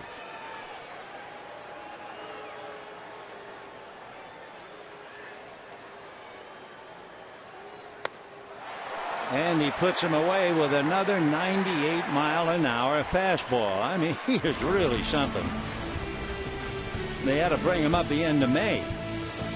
So Hudson goes out with a good shot at a win. And at the end of 7, 6-2 Giants.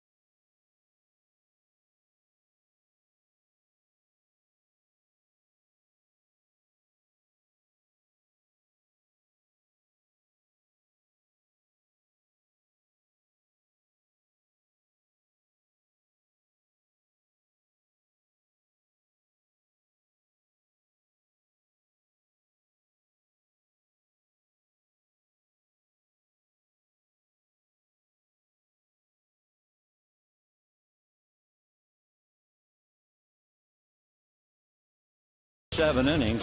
Dodger bright spot, first inning, Peterson and Turner back-to-back home runs. However, the Giants already had 2. That tied up the game. Justin Maxwell, who replaced the injured Nori Aoki. Maxwell hit a 2-run home run, and for good measure, Brandon Belt homered with Posey aboard in the 6th inning.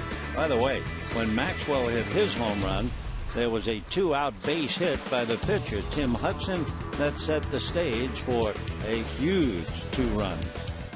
And now the newest Dodger, Matt West. He's from Houston, Texas, 6'1", 200-pounder, 26 years old. Matt will be 27 the end of November. He was a second-round pick by Texas back in 2007. He had Tommy John surgery in 2012. Basically fastball, slider, and a changeup.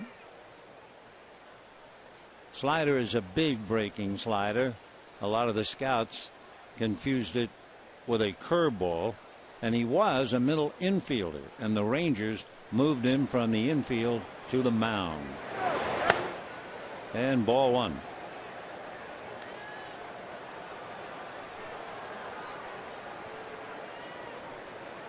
Brandon Belt struck out, lined out, and hit a 2-run home run. That ball really carried. It was back in the 6th inning. And Yasiel Puig, if you just watched Puig, you knew he was confused. He didn't think the ball was hit that hard, and in the heat, it really carried.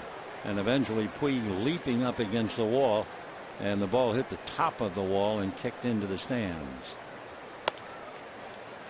Tried to hold.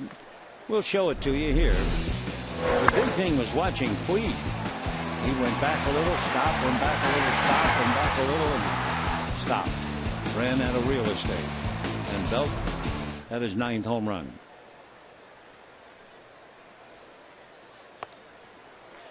Two and 2. So Matt West, who has been clocked, though the scouts say his fastball up around 98. And he had Tommy John surgery just 3 years ago.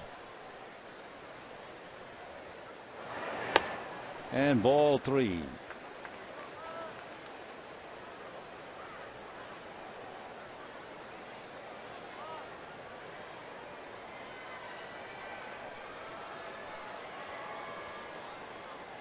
Three and 2 to Belt, then Crawford, then Duffy. And a slicing fly ball. Peterson on the dead run is there. So 1 away in the 8th inning. Brandon Crawford coming up, hit by a pitch, fly to right, single to center. If you're wondering about Matt West pitching in the big leagues, last year he was in 3 games for the Texas Rangers. Brandon Crawford hit by a pitch, fly to right, single to center. Made a couple of wonderful defensive plays at short.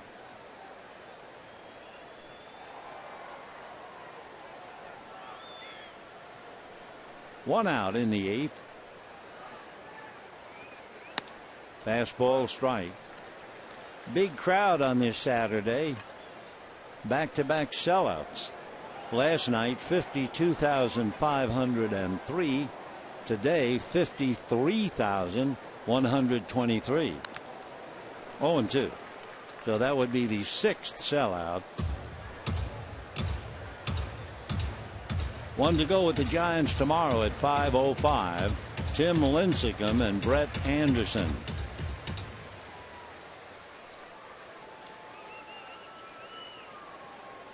No balls and 2 strikes.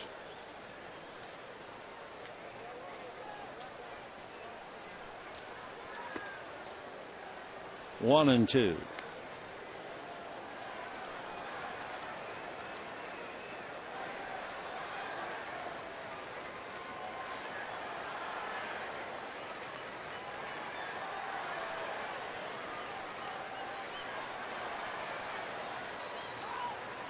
And line to center. Peterson will have to play it on a couple of hops. So Crawford comes up with his second hit. He's 2 for 3. Number 5. And the batter will be Matt Duffy. Duffy hit into a force play, hit a bullet off the glove of Frias, and was thrown out by Kendrick. And then last time up, Matt singled. Dodgers face Tim Lincecum tomorrow. He is 11-8 in his career against the Dodgers. He's already faced the Dodgers 3 times this year, and he is 2-1. That goes foul. 0-1 the count.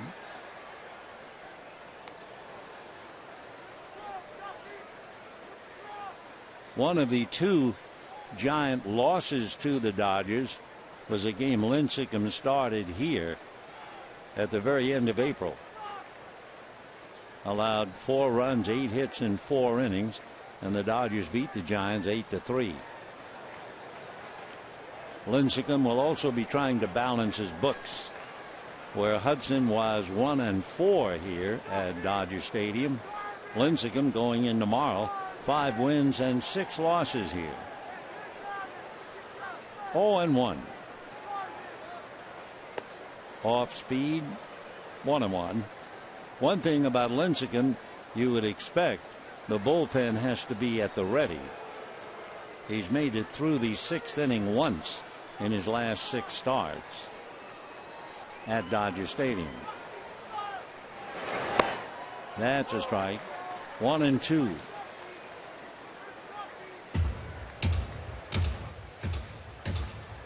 Matt Duffy with a base hit today. He had a base hit and a walk last night. Matt doing a terrific job. Remember, they lost Pablo Sandoval, played Casey McGee, and Casey just could not get on track. No matter what he did, turn to mud. So Duffy took over at third and has done very, very well. Meanwhile, Casey McGee just waits. Duffy, by the way, came into the game hitting .292. Slicing fly ball.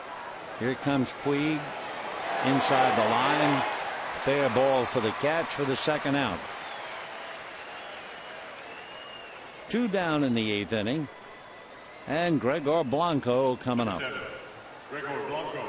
Blanco hit into a force play, grounded to short, and struck out. 0 for 3, hitting .279. Started the game in right field. Aoki was in left. Aoki hit by the pitch on the leg. So Blanco went over to left field, and Maxwell picked up in right. When the Dodgers come up in this bottom of the 8th, Peterson, Turner, Gonzalez. If anybody gets on, Kendrick. Ball 1.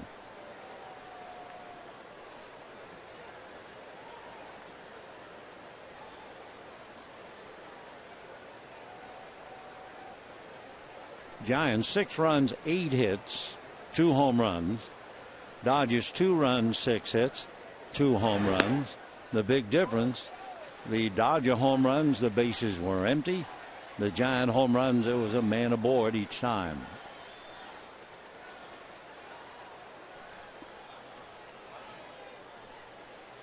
'26-year-old Matt West. There goes the runner. And a high fly ball. Peterson has to go back to get it. And he's there. So Blanco a long out to center. No runs, a hit, a man left. At the end of 7 1/2, all eyes will be on Jock Peterson. He'll be leading off. He's bidding for a perfect day. Home run in the 1st inning, walked in the 3rd, and walked in the 5th. 6-2 Giants.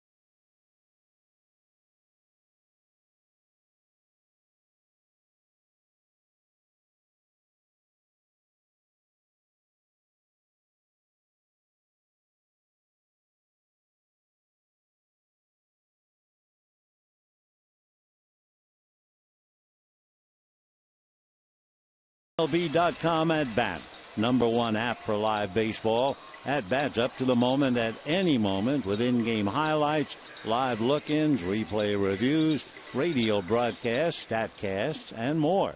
So get MLB.com At Bat for your smartphone or tablet. Hunter Strickland ready to pick up for Tim Hudson. Strickland came in to face Guerrero, the pinch hitter, and struck him out. Then took care of Puig. Now it'll be Peterson, Turner, and Gonzalez. At this hour, 7:15. The lights have been on since almost the start of the game, but they don't really have any effect. Giants load up the right side. Fastball, ball one.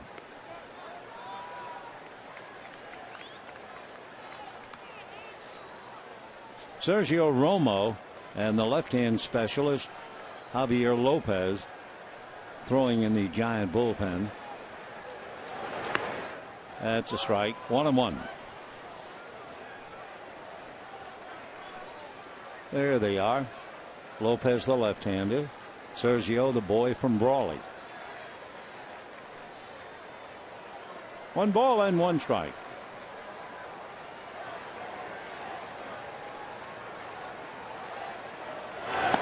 Check swing. Last year, the Giants hit a spell at home where they had 8 wins and 23 losses. This year, they had a spell where they lost 9 straight at home. And yet, they're the champions 3 times, and they've got their act together now. A Giant victory today would mean they would have beaten the Dodgers 9 of 11, 5 straight. They'd be a half a game back of the Dodgers, and they would have won 10 of 13 on the road. They're the best road team in the National League. Winning today would give them 21 wins away from AT&T Park. 3-1. 3-2. Peterson swings hard all the time. Powerful young hitter. His home run, 439 feet. Jock is 6'1", 185 pounds, 23 years old. From Palo Alto, went to Palo Alto High School. And got him. So Peterson strikes out, opening up the 8th. That means Strickland is up to his old habits. I remember him from last year. Boy, he made a big impression. And today, he has struck out all 3 batters that he has faced. Hunter now facing Turner. Turner homered, hit into a double play, hit back to the box. His home run came on a 2-ball, no-strike count. The other home run by Peterson came on a 3-ball, 1-strike count. The rare times that Hudson was behind. Strike. 0-1.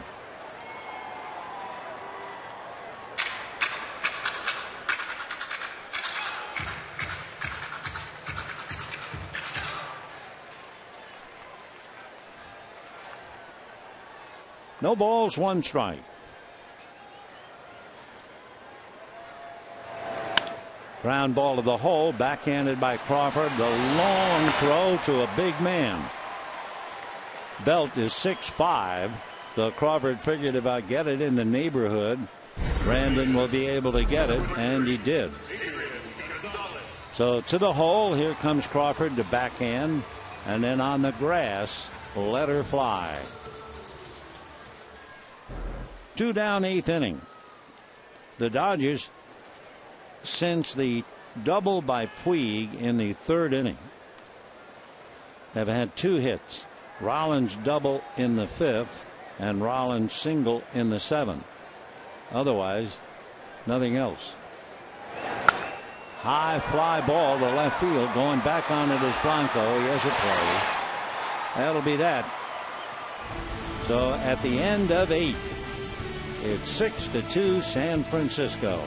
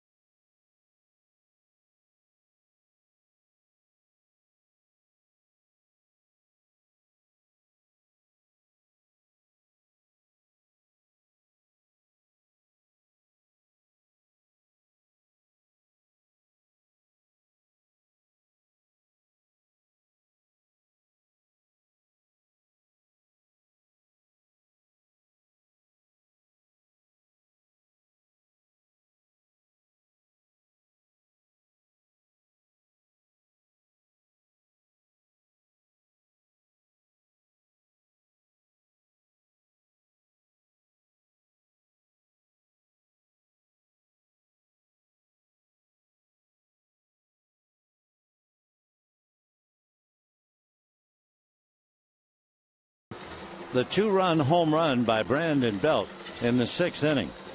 When it was 4-2 in the bottom of the 5th inning, the Dodgers had Jimmy Rollins lead off with a double. Frias tried to sacrifice him to stay out of the double play, and Frias topped his bunt right in front of home plate, and Posey threw Rollins out at third base.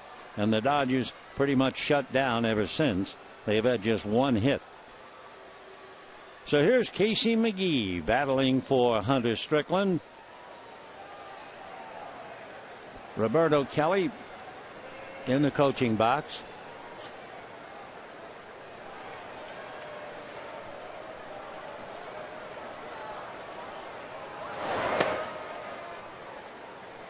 One ball and no strikes. Matt West made 18 pitches, gave up a base hit and 3 fly balls in the 8th inning. That was a textbook performance by Tim Hudson. 13 ground balls. That's a strike. 1-1 to McGee. Casey had a bad job. He came to San Francisco on the heels of Pablo Sandoval going to Boston. And McGee struggling, hit .207. 2 home runs, 11 runs batted in. As a pinch hitter, 3 for 12 with a run batted in.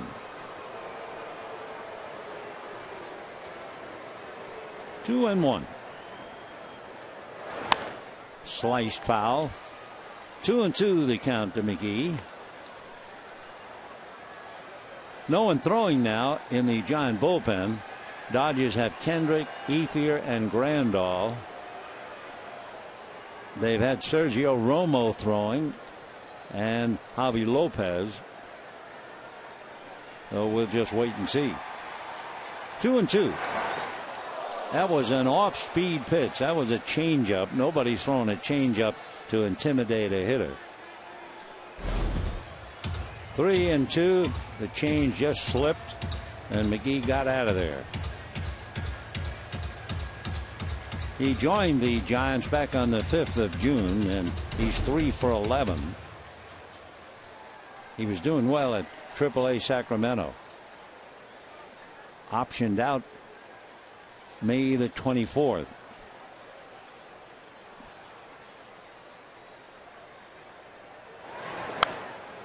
Casey's big problem, he hit a lot of ground balls. And earlier this year, he grounded into 14 double plays. That's tied for the most in the major leagues. Though he's trying to come back. 3-2 to Case.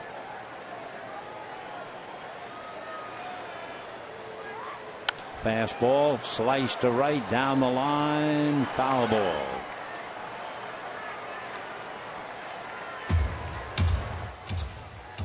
McGee from Santa Cruz, although he lives now in Jackson, Tennessee. He'll be 33 in October. Went to school at Fresno State. Casey was originally drafted by the Chicago Cubs.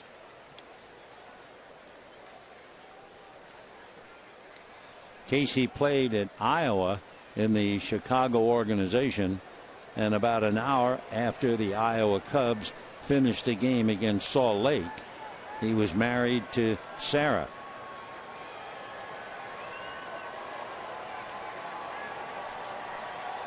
Casey 6'1", 220. Hit as many as 23 home runs in the big leagues. Still 3-2 the count. That was when he was playing with the Milwaukee Brewers. He had 23 home runs, 104 runs batted in, and a solid .285 batting average, but he's never been able to come back with that again. Even went over to Japan and played. And gets himself a walk. So McGee opens up the ninth inning with a walk. And now Maxwell, Panik, and Pagan coming up. Maxwell, on a no-ball, two-strike pitch, hit a big two-run home run. Justin had Tommy John surgery, even though he's been an outfielder all his life. He had Tommy John surgery in 2010.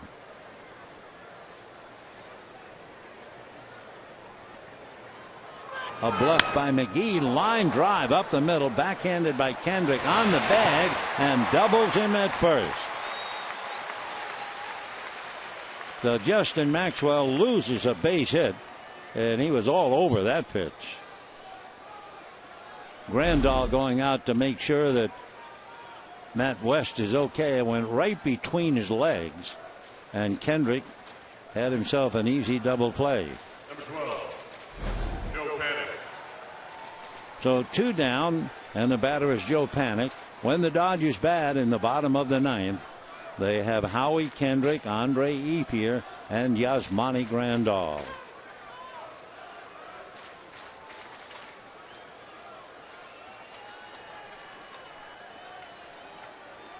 Panik doubled to right, scored a run, flied to center, struck out, doubled again.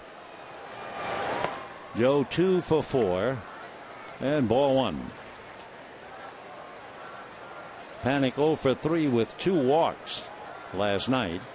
Sergio Romo, who figures to close it up, and if he can't, Castillo would be coming in.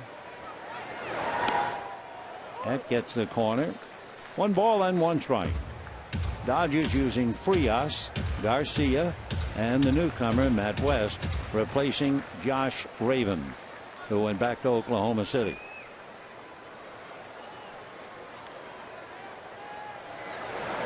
Off speed, fouled away.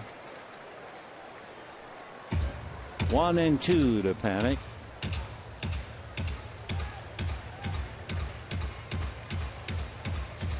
Panik, a great find for the Giants when they lost Mario Scutaro. Boy, he really stepped in. 1-2. Looked like a high fastball, probably out of the strike zone, but Panik was able to foul it off. West made 18 pitches in the 8th inning, and he's made 14 more so far here in the 9th. Off speed again. 2-2. Frias made 87 pitches in the 5 innings that he worked. 5 1/3. Big bouncer, Gonzalez, overhands to West. That'll be that. All right, bottom of the ninth inning, just around the corner. Kendrick, Ethier, and Grandal. Bottom of the ninth, 6-2 Giants.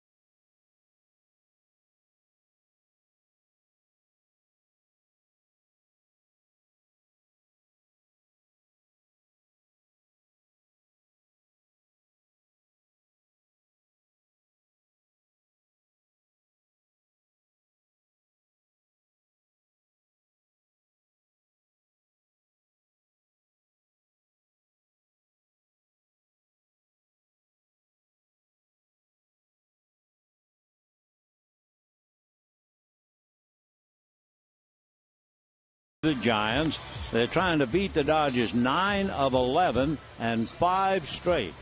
The Giants are also trying to cut the Dodger lead to a half a game. And tomorrow night at 5:05, Tim Lincecum will go up against Brett Anderson. For the newcomer Matt West, he did well enough, made 34 pitches, allowed just 1 hit and 1 walk. And now the Dodgers will have Howie Kendrick facing Sergio Romo. Romo brought in to face a right-hander. A big difference for Romo. Right-hand batters are hitting just 183, left-handers 400, and he has a left-hander on deck, Andre Ethier.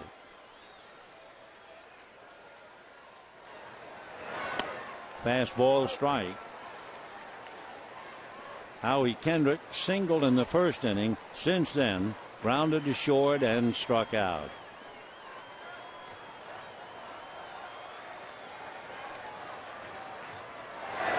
Slider.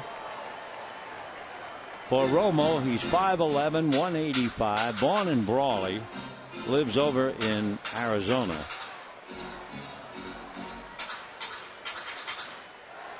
I think if you're a hitter up against Sergio Romo, you just have to keep looking for a slider. He has a couple of variations.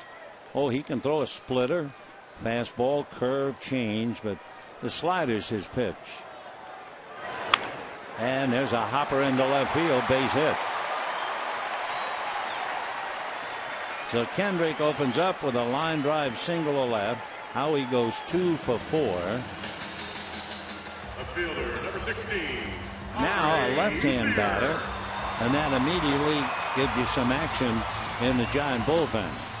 As we mentioned, left-handers are hitting 400 against Romo. And certainly the Giants thought that he'd be able to get Kendrick.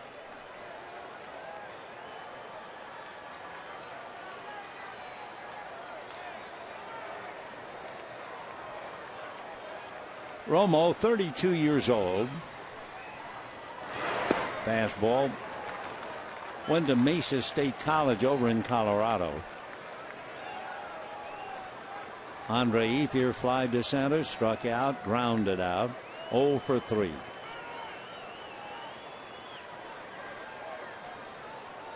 Brawley has been with the Giants since 2008. 1-1.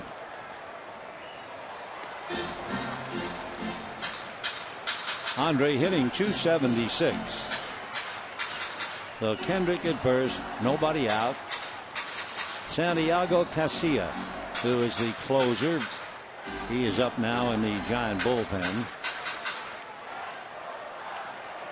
Garcia has 19 saves. That used to be Romo's job. Ground foul. 1-2.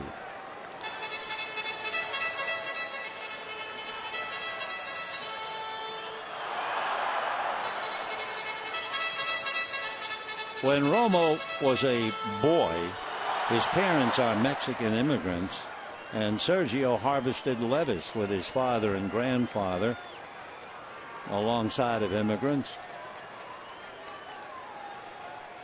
1-2. Little sinker that misses. 2-2. Romo's entire back is covered with a tattoo of a flag. The top part of the flag, stars and stripes. The bottom part features the eagle found on the Mexican flag, and Romo says, born in the United States with Mexican parts. 2-2. Sinker away. So Romo digging a little hole here. Kendrick a base hit.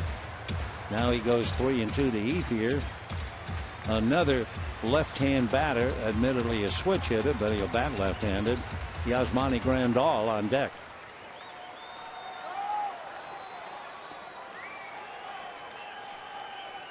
Three and two. And pulled down the line, hooking foul. Off speed, and Ethier just jerked it too much. 2 years ago, Romo was really the mainstay coming out of the Giant bullpen. Back in 2013, Romo had 38 saves. Last year, 23. And this year, he has certainly been passed by Garcia with 19. So Ethier still there, 3-2. Grandal waiting.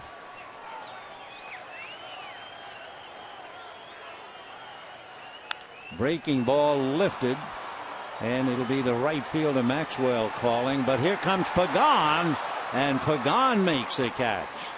Maxwell was calling all the way, but it's the old story. The center fielder is the captain, and he gets anything he can get to. So Maxwell's right there, and then here comes Pagan. They could have really messed up. They got away with it. 1 out.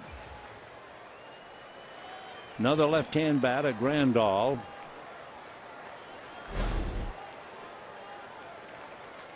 So Pagan, the captain, out there in the outfield. Grandal, all 3 at-bats, 3 ground balls against Hudson, and a strike on the off-speed pitch. Yasmani grounded to third, twice grounded to short. Jimmy Rollins on deck. 6 runs, 8 hits for the Giants, 2 runs, 7 hits for the Dodgers.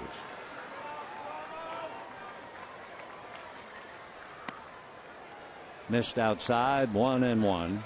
Romo's pretty good fielder. When he was in high school, he played shortstop and third base. His father was pushing Sergio to join the Navy. His father had been in the Navy. 1 ball, 1 strike. That's off the plate. He has kept all the pitches away to Ethier and now to Grandal. On deck, Jimmy Rollins, and he'll bat left-handed.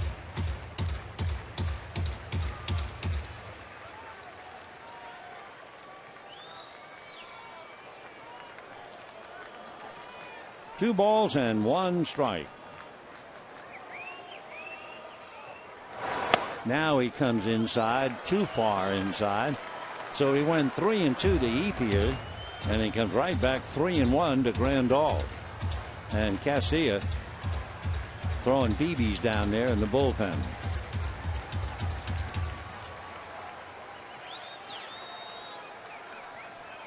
Three and 1 to Grandal. High fly ball into right center. Coming over for it is Maxwell, and this time Pagan just lets him come over and take it. So 2 down here in the 9th inning. And the batter, Jimmy Rollins, flied to left, doubled, singled. Big play. It was still a game, bottom of the 5th. Rollins doubled. Frias tried to sacrifice him to third, bunted in front of the plate. Posey threw him out. That was a huge change. And of course, earlier, he had the base hit by Hudson that was capitalized. So here are the Dodgers now 1 out away, having lost 9 of 11 to the Giants, having lost 5 straight to the Giants, and having their lead cut to a half a game. There goes Kendrick. They'll ignore him. Defensive indifference. 0-1 to Jimmy Rollins. Flied to left, doubled, and singled. Tomorrow night, 5:05. Remember, if you can, hope you be out here. Tim Lincecum and Brett Anderson.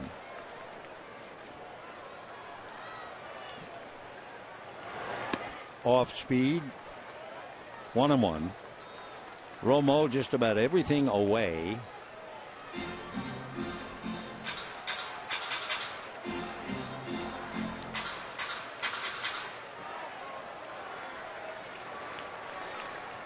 One and one to Jimmy.